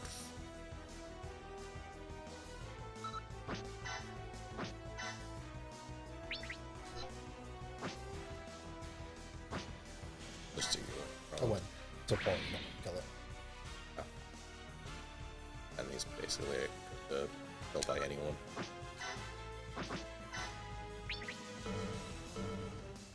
%75% chance I would. Yeah. I don't think you're going to get much better than a 75% chance. It's not that. I don't want him dying the crackback. I mean, how much health does that Jin have left? 3,200. Right, so attack support with Amuro, it'll be fine. Yeah, that's true. And we do have a bunch of other units of arms we can throw attacks at with them. That's a 97. That will, but yeah.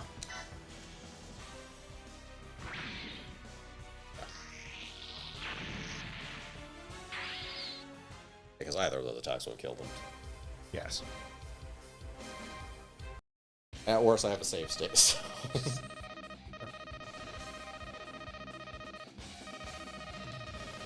Money. Option parts. Learning machine 1. I could buy and then be broke. I don't know what Kasho did, but She killed like 2 things. That's you get 50 bonus ace points for being the ace of the mission. All right, so if you go to train characters now, you'll see we have the ability to do some stuff. So we have ace points. These can be spent to train up stats. Much like the other games, you can use X amount of points. Each one of those little blocks is 10. As you fill up, the full thing, it goes up by a stat, so it's not a 1-to-1. And then, likewise, you have the abilities that you can also increase. So, like Junk Dealer can level up, what do we do? but they typically take a lot more points than a stat to level up.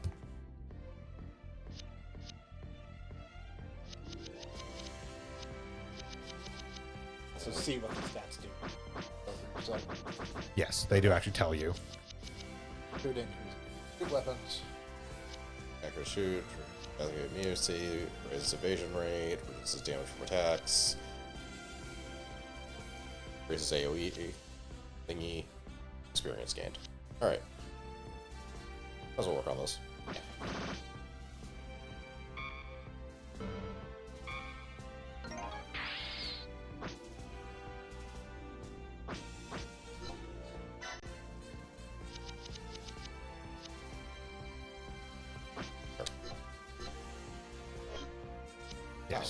Yes, you can also just straight out use ace points to buy new abilities. However, you can see there are some that are restricted by level. That is also based on characters. Different characters have access to different abilities at different levels. Got it. So, like, for instance, one character might have new type available at level 1. One character might not be able to get new type until, like, level 20. Yeah. It's also why you may not want to just throw all your points in immediately, because you may want to save up for a later skill you don't have. Most of the G-Gen originals, it's fine. Kind of whatever.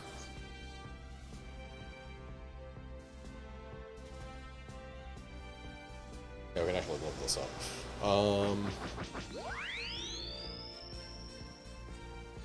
Is he a leader? Yes. Yes. Oh, he's alright. He's the leader, he's not the master. Yeah. They do actually do a competent job of defaulting the various originals you have to, like, decent things. Yes, more Awaken, where the character just starts with a decent chunk of Awaken. Let's see. What else could you buy?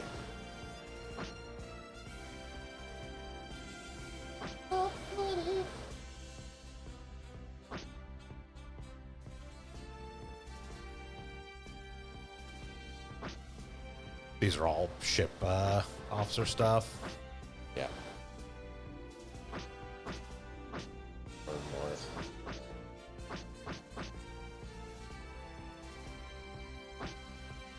General prices. And we only have 3 slots, so we can't really just. Well, you can replace. Yeah, but Once You you have, have 3 skills. yeah, once you have unlocked them, you have access to them at any time. You can swap in which ones you want on a given character. yeah. You can just only have 3 active at a time. Get something that has Saikami weapons for her. Should be great eventually. Sure. We'll work towards that. I mean, also just in general, Psychicer is it's very good. It's cheap. You get It's super cheap awaken. yeah, comparatively. basically. Has like 80 points spent in that gives you 10 awaken compared to Like Yeah. 30 per point. 30 per point to get one. Up to a certain point, because then it gets more expensive as you go higher and higher. And the damage boost on awaken. I don't think any units leveled up at all, so. Okay. I think all regions just a level 1. Yep. Alright. So. Depending what's in the game, as far as earliest Saikamu thing, the Saikamu Zaka might be in this.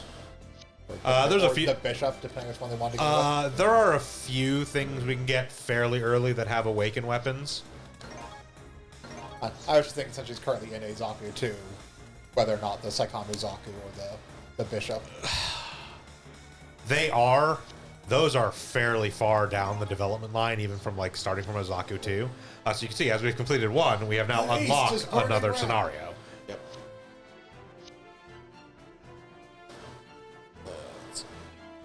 Put keys on the fucking thing. I refuse. Lock the fucking cockpit. Not even that. Don't load a live nuclear warhead into it. It's here for testing. We want to test to make sure the nukes are working too. We need to make sure it can carry a live nuke. Those things are heavy. We're gonna have these. Have what? The captured ones. Or do I have to go somewhere? Two captured. Go to capture. Captured. Okay. Might as well keep. I would rather. That I would recommend keeping one of each of these. They're not that great, and we can use the extra money to start, and then do sell all for the rest. Yeah, Like that's half again our fucking funds, basically. Also, we have to buy pilots, so there's only so much we can do. I mean, we don't have slots. Yes, carry base also only has one. Oh, it only bay. has one. Yes, bay, Caribous anyways. only has 1 day. Okay. Mind you, we do technically have access to a couple other warships right now, but I don't think any of them are better. And we can't take more than one at the moment, I assume. Correct. If you go to lists, well, it's still as usual is limited by the actual scenario itself. Go to like one of the empty slots and you can do produce to see what we have available. Can't afford any ships. No. Yeah, like you can see like the Jotunheim has 2 bays, but is like space only. Yeah.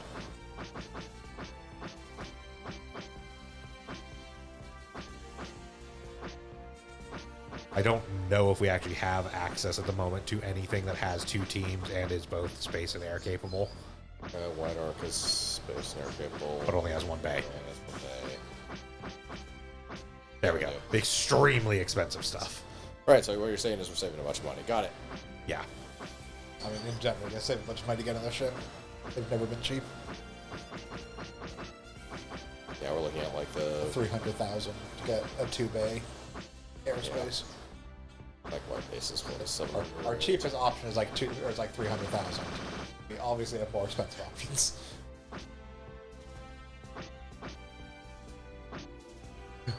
I will take the opportunity to say, like, you're not going to get there anytime soon anyways, but don't be fooled. The Soleil isn't good. Oh, we have access to Yes, this we do thing. technically have access to the Adrastia. Ah, the Motorrad fleet. That one is nearly 1 million, though, so not going to get there for a while. Okay, so yeah, Sea Destiny is definitely in here, by the way. Yes, because the The Minerva's. Minerva's in there, yeah. dive, break all the pipes. I mean, when you see Destiny was in here, the Shin was in here. Yep. That's true. Sorry, I forget Shin exists a second after I stopped looking at Shin. That's fair. It may be worth spending some of the funds we currently have to get some better pilots, though, since we are kind of working on of G-Gen originals at the moment. True. More room.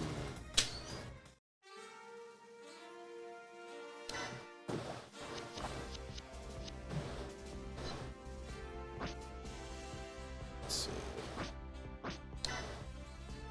Oh, so that. You do replace, or yeah, either way. Yes.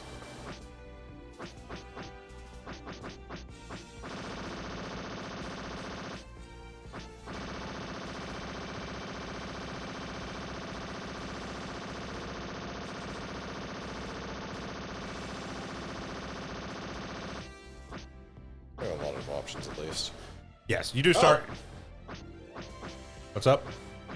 We have Stargazer. Yes. Yes, Stargazer is in this. Yeah, since we have like 50K, we actually have access to a lot of good pilots Yeah. within the price range. Like we can really only still get one right now, but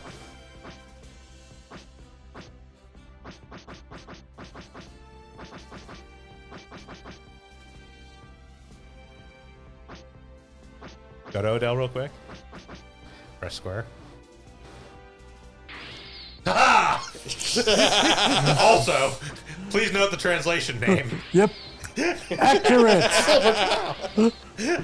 I wouldn't mind picking up Murder Cruz, who I want to throw in the Quinmantha. So Okay. And she's quite good Yeah, for a she's start. good. She's extremely good for a starter pilot. So I now need to see something. Huh. Is Loran Seok available in the scout section? Okay, I know what you're going for, and yes, Laura Rolla is her alternate. Yes! And has alternate stats to Laron. Okay, so we have found who I want as my pilot. Yep. The only Haro, the most expensive pilot. I was gonna say the only other. Well, I'll be That honest. makes sense. That would be my other consideration, just as a joke. But also yes. But no.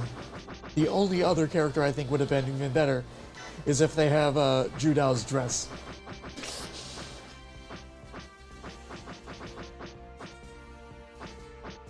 Does not have different stats. It doesn't? No. I thought she had a different ability. Or, but he had different- I mean, she has a different ability, but her Ability. stats are the same. Her ability is Laura Rolla. Excellent. I was gonna say, I have Laura Rolla as one of my pilots in my game. Like her ability is to confuse the shit out of Harry Ord. Her ability is strictly worse than her ability than the ability as Laron. What is it? Out of curiosity. So Laron just flat out has plus 10 experience gain. Okay. Whereas in Laura form, the Laura Rolla ability is group master leader area is one larger and increases morale gain of friendly pilots within their master group or leader by one. Up to a max. There's up to 6 levels, so it can go up to 6 range and 6 morale. But it's like, that's not that good. That's not as good as 10% experience bonus. Fair. Still my choice.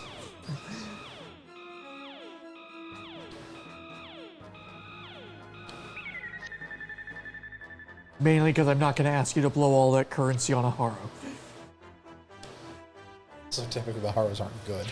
Uh, I don't know about this one, but I did have like 30s for a bunch of stats. It's probably fine. They have 30s across the board. They don't have Awaken. They have 30s across the board for pilot stats. They don't have Awaken, and their command and charisma is garbage. But also, just their base ability is Haro Genki, which has up to 20 levels. Or I don't think it's 20 levels, but it starts at recovers 1% of HP and energy every turn, and as you level up, that increases to a maximum of 20%. That's actually... Haros are actually really good in this as pilots, but they are also 86,000. Yeah. Is Psychoro Gundam in this one? Or Yes. Psycho, Haro, and that kind of Uh-huh. shit? Okay. I mean, those have been in the G-Gen series forever. They always are.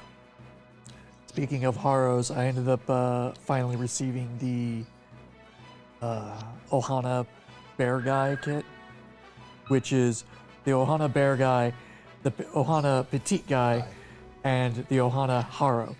And I built the Haro, like, first thing. The box is huge for an HG kit. It's like, I understand it's, technically 3 kits in one, but 2 of those kits are itty bitty kits, so I didn't expect there to be as much. I just recently got the D-Line Standard Armor kit in. That's a fairly large box for an HG. But I But have, it does have basically the entire G-Line and then a suit of entire upgrade. Sure. Like the standard armor for it, because it has the unarmored version and then the standard armor. Okay, Ko fights. Sorry, I was just looking at my setup again, and I forgot the stupid teams I had put together. Oh. Well, aboard the Raw column with its captain of Bright Noah and its executive officer, Bright Noah, I have Team 1, which is Queen of Space Haman Karn, Businesswoman Haman Karn, Ru Luca, and Domon Kashu.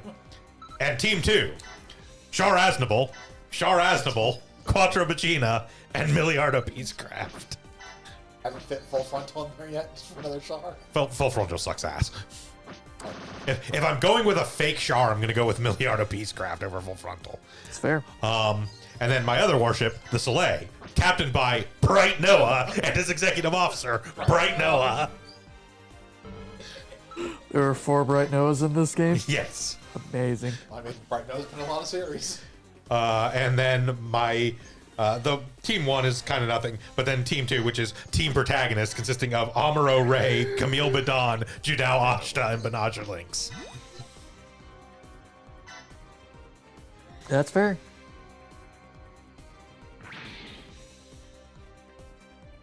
But I've made a decision that I'm going to be watching the P Bandai store and try to get all of the Haro and Petite Guy releases, just as collections.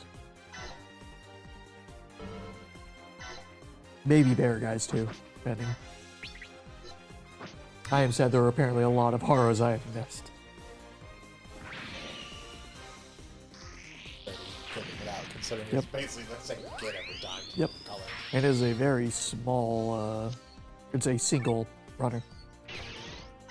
Yes, if I remember correctly, it is quite literally 79 Noah, 79 Bright, Zeta Bright, Double Zeta Bright, and Unicorn Bright.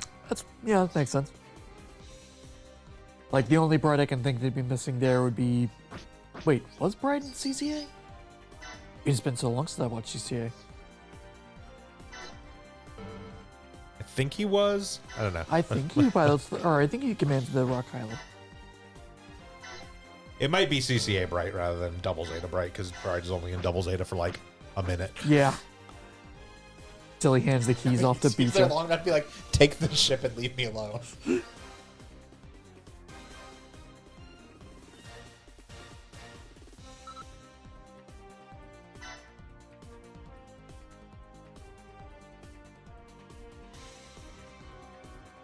Apparently, we're just pushing the ship. Okay, yes, it is CCA Bright, not Double Zeta Bright. Get on board the ship before we accidentally end this thing before I clear out the trash. Okay. I mean, the trash won't disappear. Just think someday we'll eventually have a game that has No, I just Hathaway's want Flash more at the same Bright. time.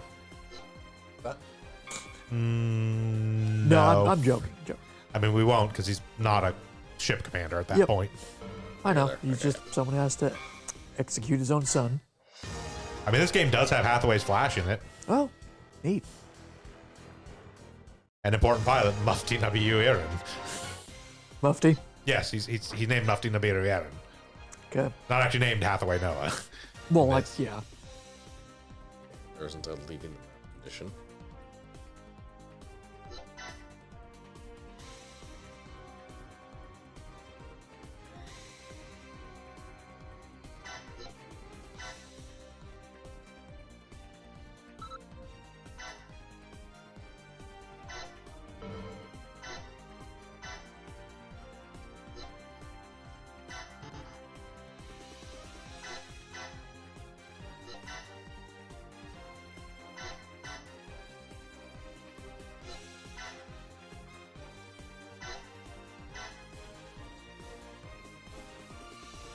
Come on. Okay.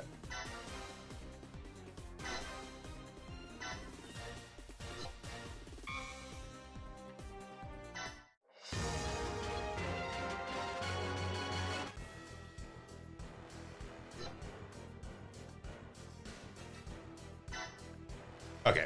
I was double checking a thing because I wasn't sure. Kincaid now is in this as a separate pilot from Steve Ricardo. He's not just a transfer. He does have separate stats and abilities. Interesting. It makes sense with all the different shards and everything.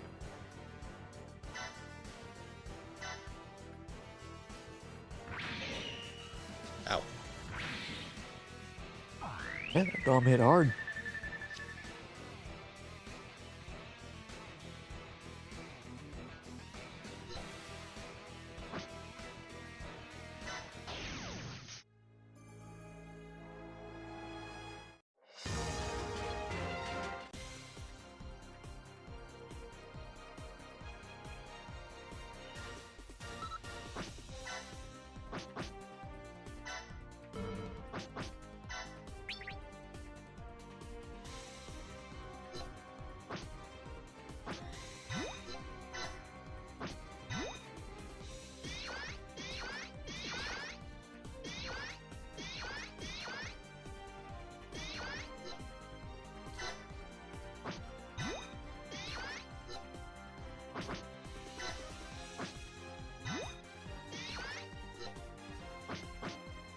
No chances on this. Fair. Unfortunately, the controller is.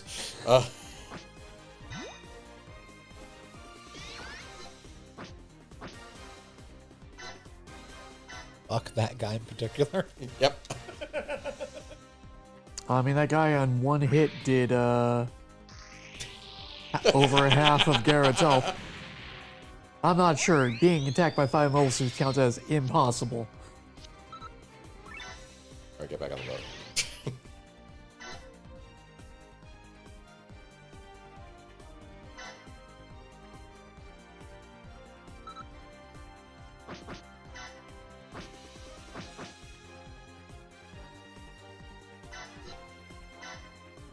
Move you first then.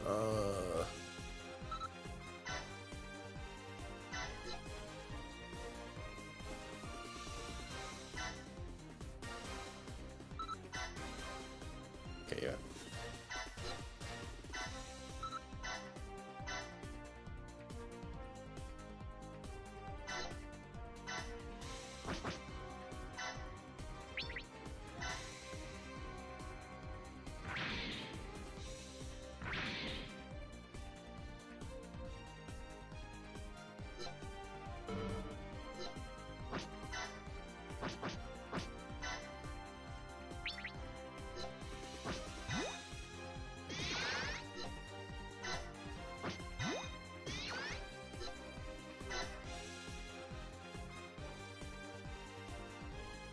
Sure.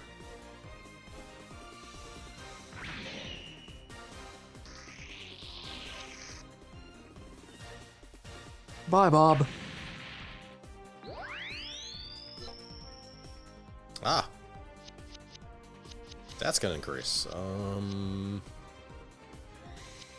Alright, so hit evasion, crit rate, damage received, damage dealt. Alright, so considering the pilot, we'll go with this hit evasion and crit rate. Probably not a bad idea.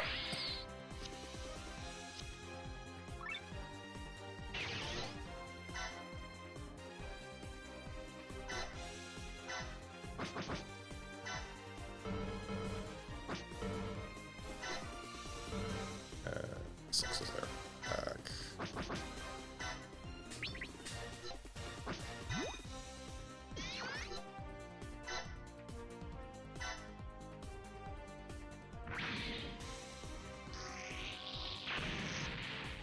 Alright. Yeah, honestly, considering no one has like 100% hit anyways.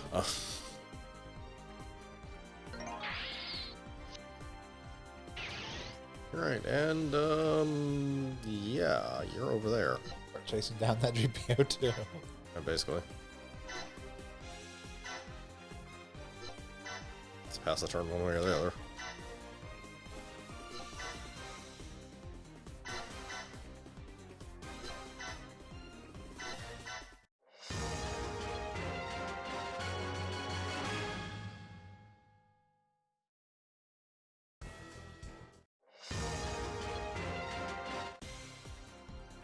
Well,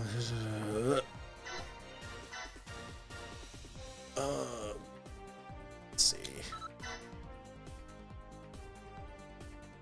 You relatively here, I guess. Stand here for lack of anything better from me. And why not? We'll centralize you a little bit. All right.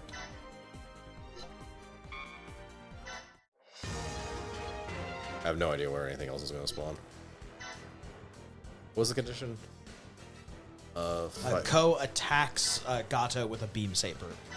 Okay. Technically, it's Ko attacks Gato, and then the special is the beam attacking saber. with a beam saber attack. All right, so this should. They're really focused on beam saber attacks. I mean, it's a Have pretty you seen common. Gundam? It's a pretty common thing for it to be a significant moment. Like, beam saber attacks are significantly more often used for actual fighting important characters in like situations like this than firing beam rifles and whatnot. Especially if they want especially during the opening acts where you want dialogue between the protagonists. Yeah, I was gonna say, how else are they gonna clash swords and then have a meaningful Yell discussion? at each other, yeah. Even later, like final battles are almost always like melee combats of some sort, and then like something like final shooting happens. But that is still after a bunch of stuff that isn't entirely range combat. It's after a fencing match in a museum.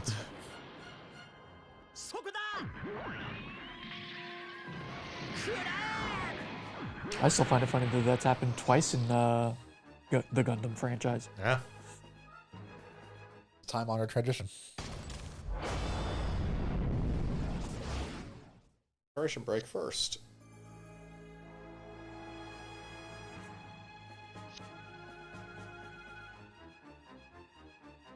Not being mean to Ko. Life is already mean to Ko.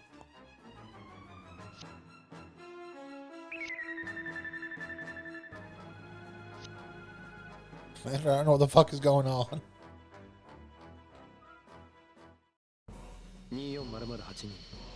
I'll tell you what's happening. Celestial being is interfering in this conflict.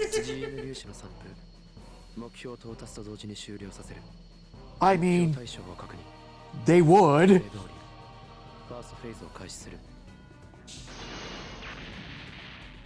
Well then. They would. Would they, isn't Celestial being directly against nation fighting? Or fighting? No, They're fighting in general? fighting in general. It's why they were also targeting like drug stuff. Because that was funding war stuff. Oh, then of course someone else has to show up. Yeah. Yep. Ali Ali Al-Sanchez. Sanchez. Oh, It is a good. giant spider robot.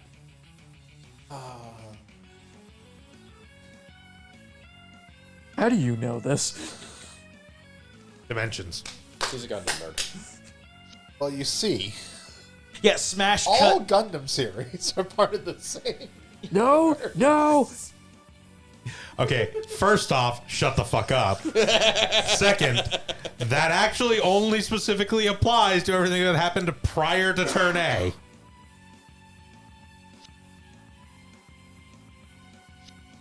There was no implication by turn A that any future series were also included in the Dark Century. Well, actually, I'm not going to add more to that. G-Reco doesn't make any No, fucking actually, sense. I wasn't going to bring that up. Feet such as. Apparently, one of the main writers for Turn A, when Seed was coming out, stated that Seed was also part of that and any future Gundam would. But everyone immediately, like every other person involved with it, said, no, that's stupid. Yeah, that's great. Don't listen to the writer for Seed. He wrote Seed. No, not the writer for Seed, the writer for Turn A had made a Oh. comment.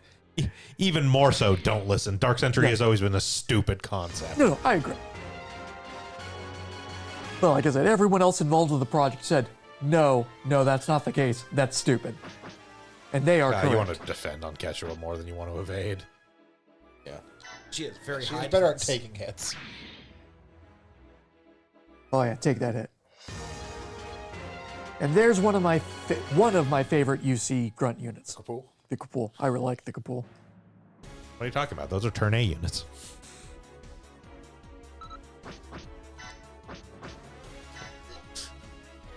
I'm not going to lie. I really, really wish that they'd had a version of the Zaku 2 called the Bajornan.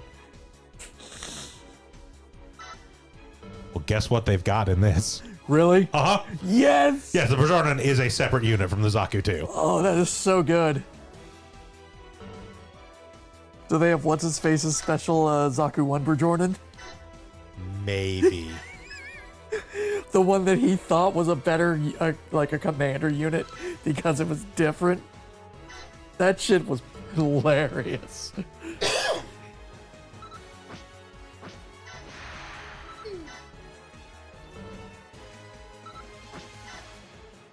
Okay, unfortunately, that is not times. Just put some in the air as opposed to ground. Yeah, that's. No, I meant his skills. I was hoping he had like a dash or something. It'll take a little while. Yes, they do have Gavan's Barjanon.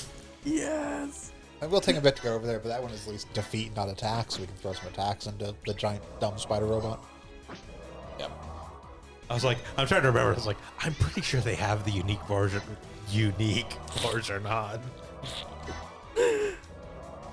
That is such a great, that is one thing I love about Turn A is just their misunderstanding about old MS. Yep.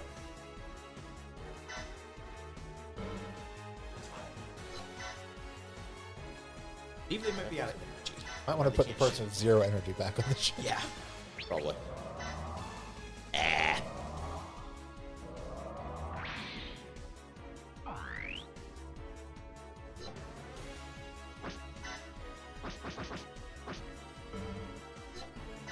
Alright, Casher, you got this.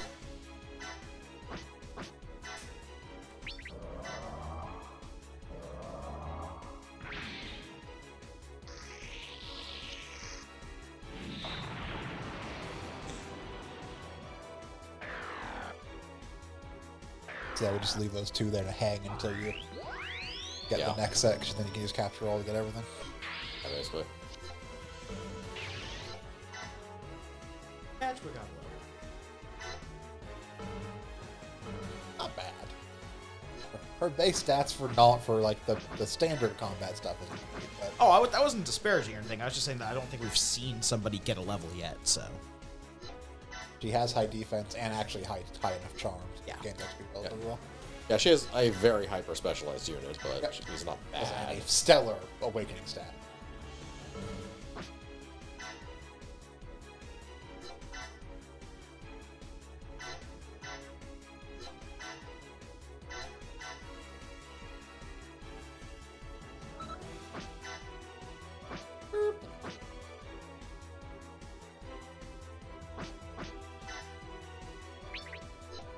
Ah.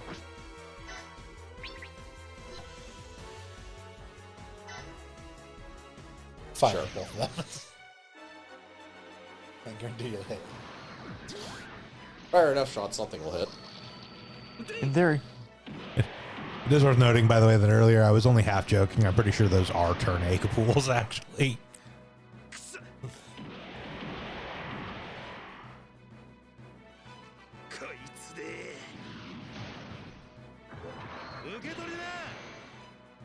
So dumb.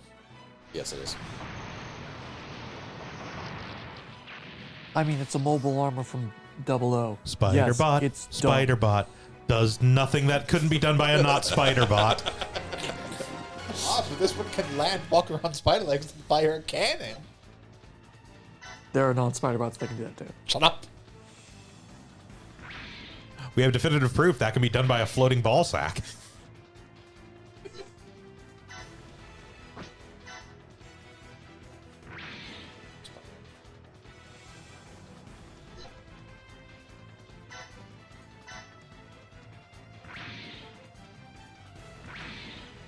You even approve that design? Ribbons. Ribbons Hallmark. Yeah. No, I don't mean in series. I mean in real fucking life. Who looked at that and thought it was okay? Did he really just do a cone attack? That It hit the ship and took away its energy. Oh, energy. Okay, did Yes, that is an energy drain attack. Yeah. Because I was gonna say like, and did that little damage? Okay, energy. It's makes like sense. they thought when original Gundam had a man that just dropped a cage, electrified cage on top of the Gundam. The Adzam. That they needed another dumb thing like that, so they made a spider bot. I think the only That thing is one of the accomplishes mobile that, armors so- that I actually like. I had not yet started watching original Mobile Suit Gundam when I played Journey to Jaburo, and I loathe that mobile armor. And then I watched that episode and realized, oh, it's so dumb. It's so funny. It's so dumb. And then on a subsequent run through of Journey to Jaburo, I just destroyed that thing. And it was just so cathartic. Gives the ability to attack after moving. Yes. Yeah. So actually, Move back and fire some missiles. 'Cause that's really cool. they can only hit one of those targets. They're spread out exactly. What about the Oh no, the missiles have a. Yeah, the missile's a cone. Oh, okay then.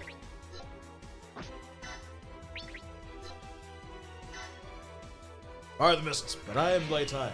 Well, You fine. only hit one of the targets, but Killed him, though. killed him. Yeah. Or precious bridge XP. I mean, asterisk. Sure. No, you're outrange by Just one out.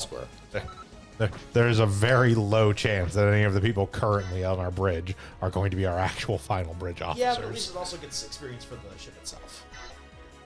There's a There's a very low chance we're going to continue to use carry base. Not a 2-slot ship, so we're gonna want to replace it eventually. I mean, technically, the extra hangar part exists, but we you're would have better to off get getting it. a native 2-slot ship. Yeah. And then we could use the, you know, Then we use power parts for things besides adding an extra hangar. yeah. Yeah, there's a limited number of parts that are actually useful for warships. This came out with Minosky craft, so we can use it no matter where. Also, I'm fairly certain we can get something better than the carry base in every other Almost respect certain, as yes. well. Well, again, the big thing being because there's not a get gauge in this game, You have to you have to buy buy any warship you want to get. yeah. But we'll need to gather up funds. I mean, not like we can't do that off stream once we get Yeah, access to those. that being said, we're gonna be doing off-stream grinding. Like that's just a thing that's gonna happen in this game. So, I mean, we did it in Also, I don't know if the Genesis modules are. as well, so I don't know if the modules are randomly unlocked or They are. Okay. yeah. I assume it's the same way as the other one, where you get a blank rank module. Fair enough. Getting a I module. got obscenely lucky and I got the expansion module as like one of my first. So Yeah, that is by no means guaranteed. just gonna believe someone else. Definitely same with you. No waste kill with the ship. One thing to kill with our ship, but the Albion's gets killing the Albion gets not. I mean, again, even killing it with our ship is kind of a waste Yeah. Yeah. because we're not Do really. want to replace it eventually. Yeah, we're going to replace the ship. We're going to replace most of, if not all of, the crew. Yeah. At the very least, gain experience on the mobile suits. At least lets us turn them into other Other mobile units, suits. yes. Yeah. Yeah. If nothing else, I would prioritize getting experience on the tornadoes so we can stop using tornado Gundams as quickly as possible. Yeah. Do the Tornadoes and Phoenix still have a pretty tight enclosed loop for their upgrades? They go all over the place in this one. Because like G-Gen Genesis didn't really send them anywhere besides like Asterisk? the Zero and the Zero Plus, whatever. Phoenix Zero. There's kind of a whole thing with them. Like, which would make me say prioritize getting kills with like the Zaku so we can start changing that and other stuff. But Those are important as well, but the big thing is that. Yeah, let me grab it real quick. No longer using tornadoes. But Yes. No longer using tornadoes is priority regardless. But the thing about it is,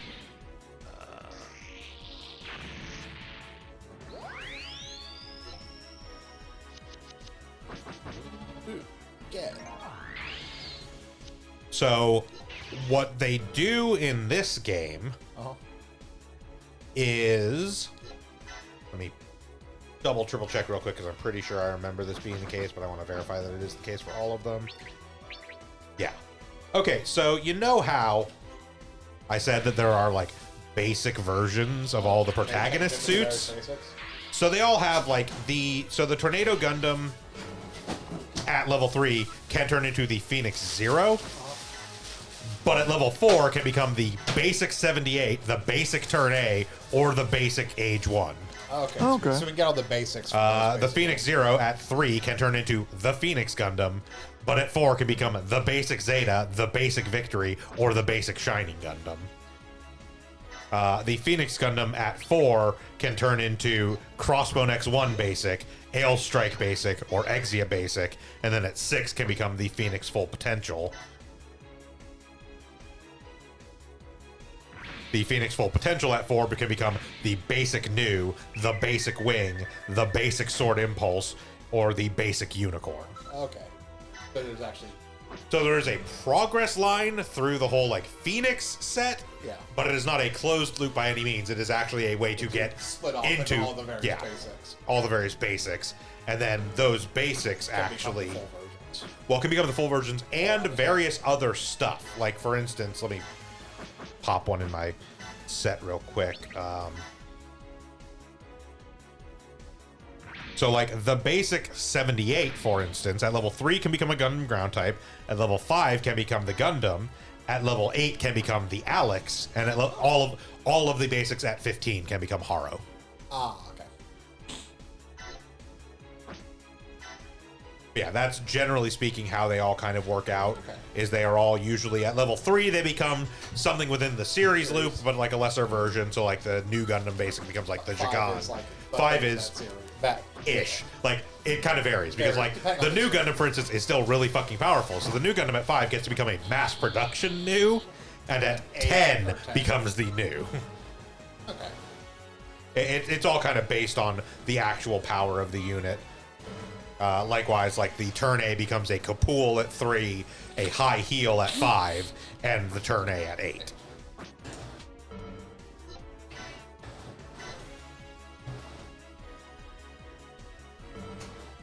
But yeah, that is the big thing about leveling the Tornado and Phoenix and whatnot, is they are how we can break into other series lines. Okay.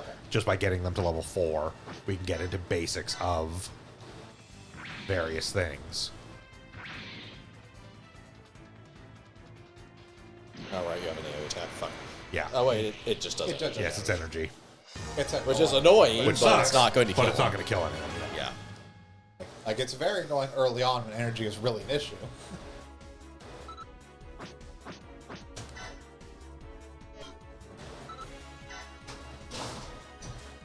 Just kill him in general.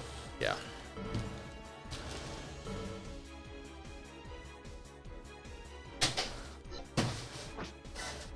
Are we on Impact, or was this... Yeah, this is impact 1. Okay, then we do want to This do will be whatever. for second impact, so we're Yeah. fine to wiggle. We needed specifically Setsuna to defeat him, right? Makes sense. Yes, Setsuna has to defeat. Oh, we also have Chiz. Yeah.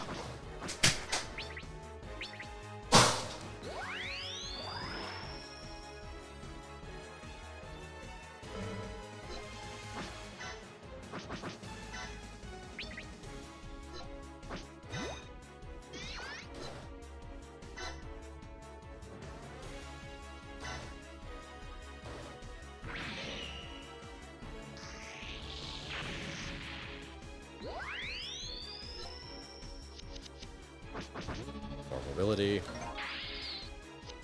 All right.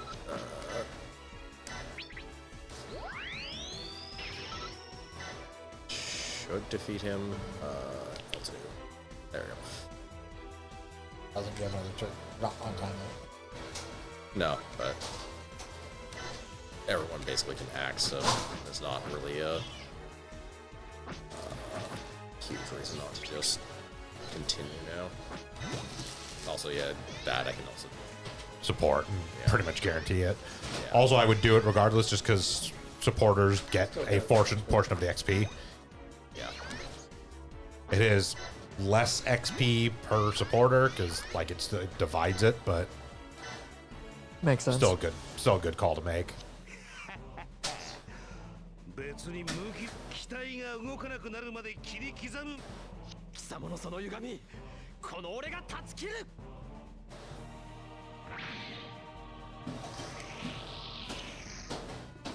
Ow, my butt. A spider butt.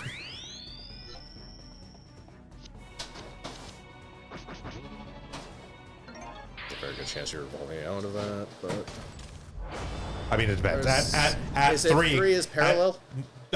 No. So again, it's not guaranteed to have everything.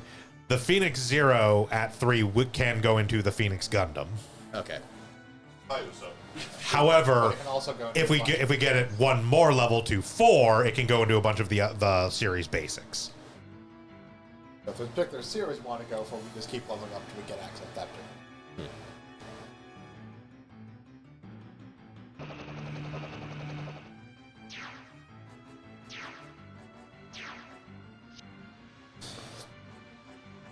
Chronicle, why are you wearing a doctor on your face? Allergies. I have allergies. And I like the smell. Sorry, I mean I have allergies. But yeah, as far as that goes, the lines are a little blurrier in this as far as the like level thing. 2/3 can be like equivalent or upgrade and sometimes downgrade for 2. It's like there's a little bit of overlap where things are considered equivalencies at the high end of 2 or the low end of 3, and then like the high end of 3 is upgrade, the low end of 2 is downgrades. 4 is always an upgrade, and then really powerful stuff is something above 4.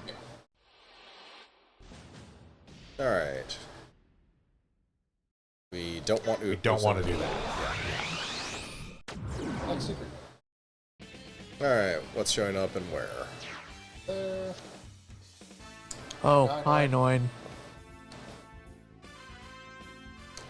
Look, stuff to sell. Yeah.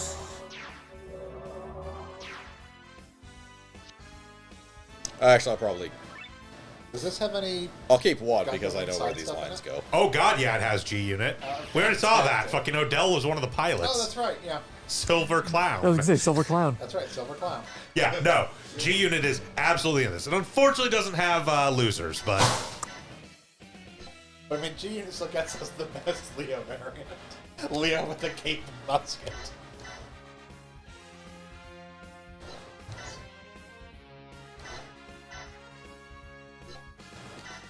I might as well pick one boat as well.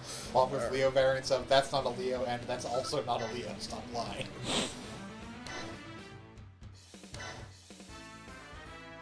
you're right, that's not a Leo. It's 2 Leos. We bolted together at the chest. Gemini man, Gemini man, Gemini man.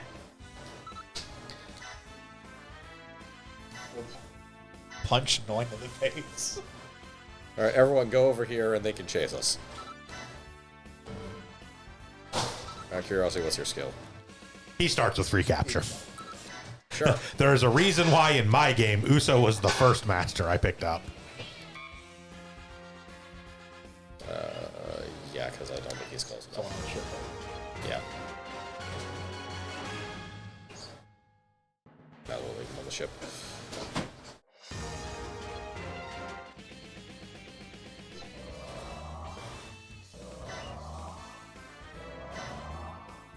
Alright. Noin, as usual, you are making bad choices.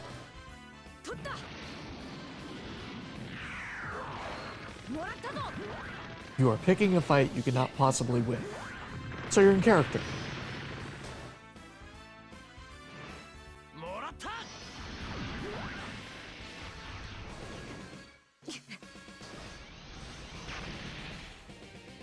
so many fucking Exias in this game. Yeah, I can imagine.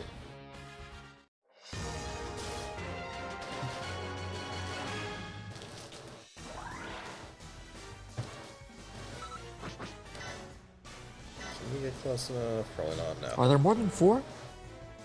So there's the Exia Basic, which granted barely counts. Yeah. The Exia Repair, the Exia Repair 2, the Exia Avalanche. Forgot about the Avalanche. Is the 7 sword? Faster. No, Okay. I don't think so. Maybe.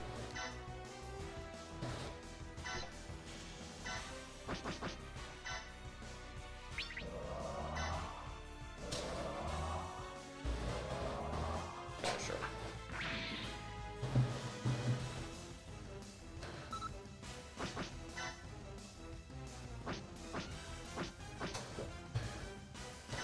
We do also want some levels on the Gundam X Basic to get it out of being basic.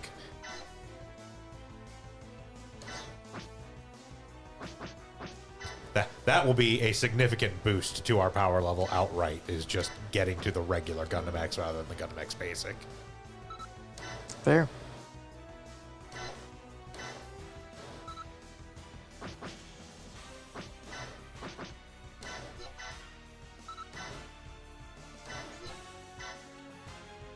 Let's see. And yeah, it is worth moving stuff back that way too, because we will eventually need to beat those guys anyways, but Yeah.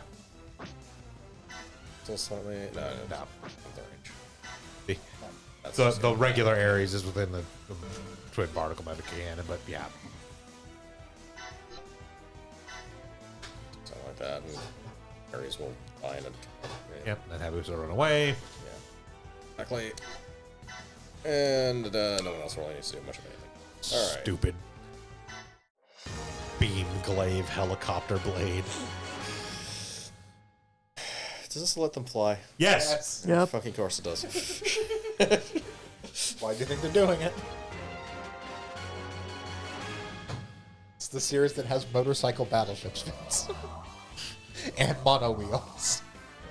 Why in the medieval times the motorcycle was the ultimate steed? And octagon cabins. I said, choose to believe that guy didn't die, but he just Went to his escaped on his octagon cabin in the motorcycle escape capsule. Living in his octagonal cabin in the woods. What's wrong with your Ares? It's that you're piloting it. That's what's wrong with it. Money! What can I say is that? In Noi's defense, she's better at piloting an Ares than any other Ares pilot in the He series. doesn't die in the That's series. Yeah. Okay. I never thought I'd say this, but she only survived because of Wu Fei. I mean, Wu you're Fei not wrong. literally took mercy on her because she was a woman. Yeah, Wu Fei would have murdered her in like the first encounter. I won't dispute that. All right. Also, I'm not sure she pilots an Ares any other time. But don't, I think after don't that, the say only that time- like it's a selling point for Wu Fei, though. But again, you saying like, what's wrong with your Ares is that you're piloting it is like, she's better than any other Ares pilot in the series. Questionable. I think she's on par. And Wu Fei just said, it's a woman. I don't know, wanna she kill has a woman." pulse. Like I said, that's not her own doing. That's Wu Fei's.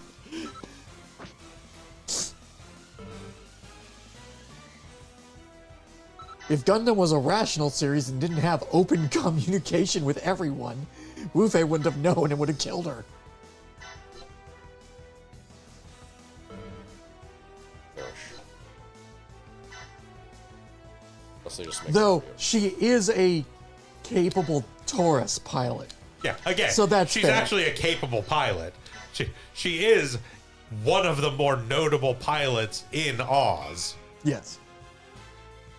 Which is weird because she literally joined it to pursue Miliardo. That doesn't mean she's not a good pilot. Yeah. She has weird priorities. Yeah, like plenty of people have skills completely like disconnected from whatever their motivation happens to be.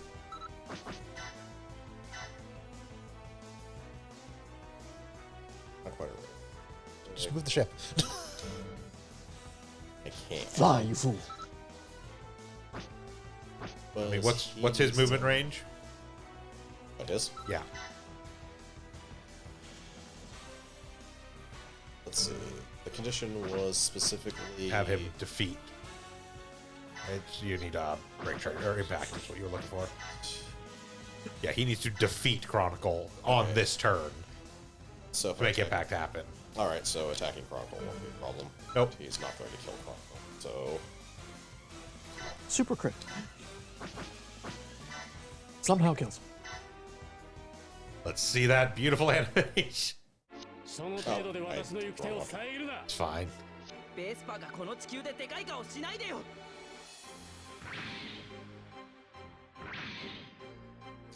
listen, I'm not going to get into who should or shouldn't be in places. In this game especially.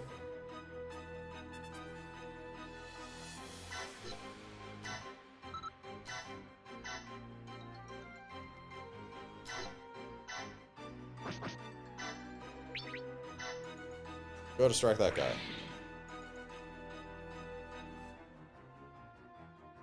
I mean, in this instance, he's not entirely wrong. Bespa are like the special forces of the Zanskare Empire, who are like a direct derivation of the Jupiter energy, like Jupiter Empire, nay, Jupiter Energy Fleet. Yeah, they're a little bit out of their, quote, jurisdiction, unquote, by being on Earth.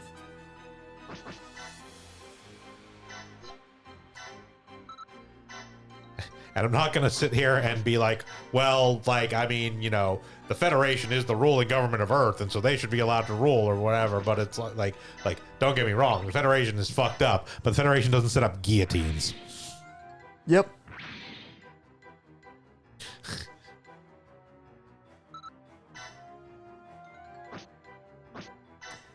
I still love watching the beginning of Victory and it taking me 3 episodes of them mentioning guillotines To me realize they were realizing being literal. They're like, this isn't a super weapon named guillotine. No, they literally This just set is up an guillotines actual in fucking town guillotine. squares and cut off the heads of people of their like political dissidents and political opponents. No, actual literal guillotines.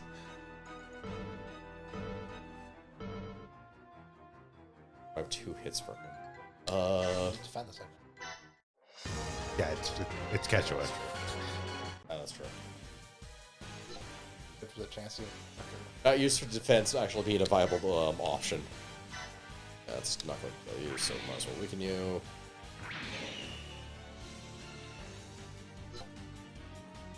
And defend. I'm back. I can just fight back. She's at full health. That's true. Put on the animation. Ow.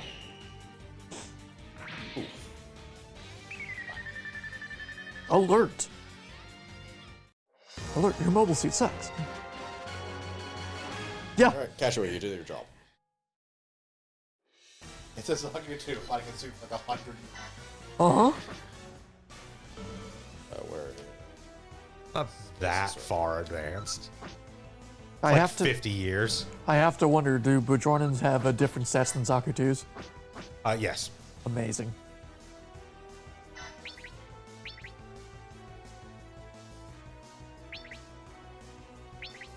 Nothing.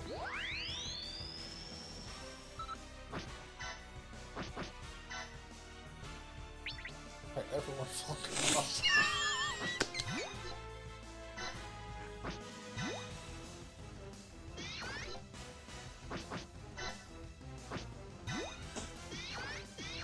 Get revenge. Don't bother supporting from Uso. Oh, yeah. Right, confirm and press circle so we see the animation. Very important.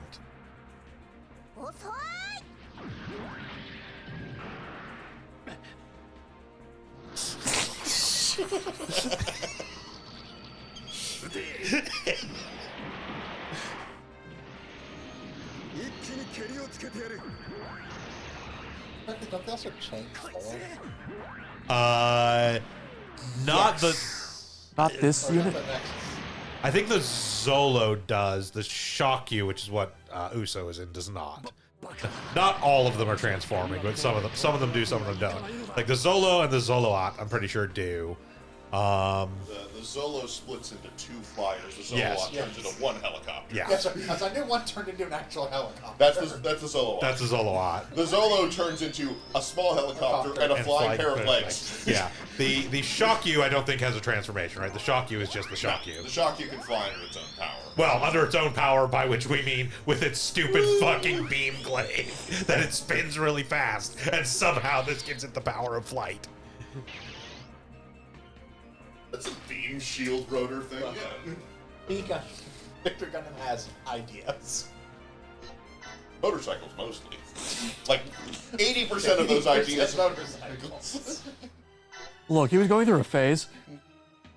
It costs 800,000 capital in this game, otherwise we would have a Motorrad. Yep. Please do. Time for Operation I mean- Giant Roller. It's not the worst unit. And it does have... It's actually a decent battleship. It does actually have the transform between like the floating version So it can be and space the and ground air. version with the wheels. Yeah. Amazing.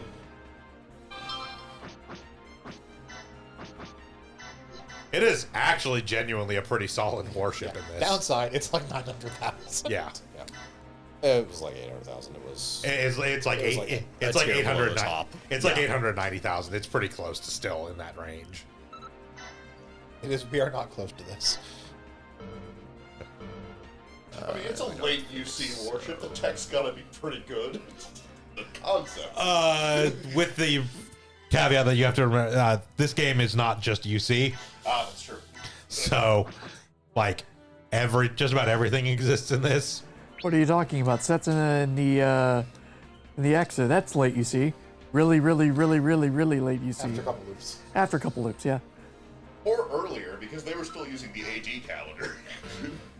Because you got that. Sure. It's a hell of a regression.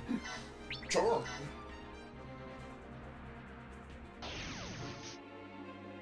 Gin particles fucked everything up. That's fair. But all your Gundams where the physics don't make even less sense than you see in the earlier times, and then have Idion happen after them, so it just wipes the slate clean. To be fair, in season 1 of 00, the non-GN particle suits were still pretty much more advanced than Zocta 2's. Well, yeah, but no, I'm not saying that, like, oh, it's because of the gin. I'm saying gin particle propagation fucked the universe and destroyed everything. Oh, no, that makes sense, yeah. So none of those suits exist anymore. We went into a technological dark age. Gave birth to the energy source known as the id, which the Idion uses. No, I guess I Skillet's turn. This is not that one Super Robot Wars game that has the Idion in it, and if you use the gun too much, the game ends in a bad end at a certain point. Which I love. I think that's a fantastic thing. I mean, it punishes anyone who is not aware of Idion. Get back on the board. The game warns you about it. Oh, well. It doesn't, like, explicitly say, but, like, every time you fire the gun, it basically goes like, this is doing bad things to the universe. I'm glad they went to the trouble of animating the beam rotors on the little, like, field unit icons. Yeah, that's probably my favorite part of that. Yeah, they do good sprite work in these games.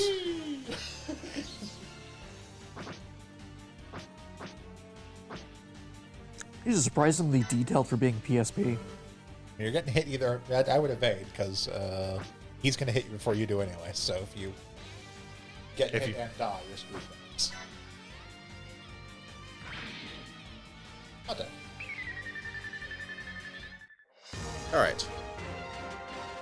Danger. As I finish these two also, not a deal. High voltage. Skills do we have left? Tension up is probably not a bad move. Yeah. Guaranteed crits. Yeah. Pretty sure you're... Oh, you are definitely dead. Or with the tornado. Cover, yeah. Yep. Tornado.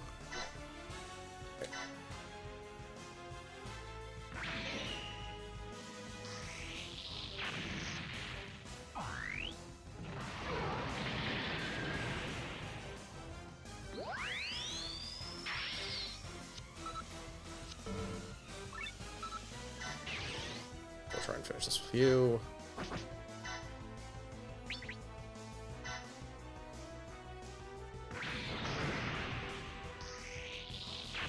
All right.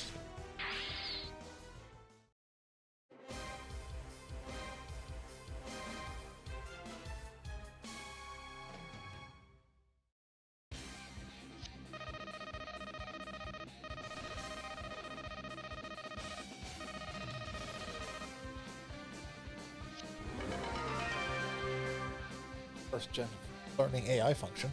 Yep. That sounds like that could either be Or continues original to be one of the Gundam or aces. Age. All right, and it's about 3:30, so it's probably a good place for us to call it here. Thank you for joining us for our startup of SD Gundam G Generation Overworld. Things will kind of progress as we get sort of further along. We'll get more done as we get better units and are able to handle missions a little bit faster. But yeah, join us tomorrow. If Krampus is feeling up to it, we'll be back with Digi Mondays. There's been some allergy and voice issues the past couple weeks, so that's why we haven't been doing those. And join us Thursday for more Warhammer 40k Mechanicus. And then right back here next Sunday as we continue our playthrough of SD Gundam G Generation Overworld. Until then, I've been Bograt. I've been Krampus. I've been Chip. I've been Hunter Green. And I'm Vincent. Have a good one, everyone. Yep.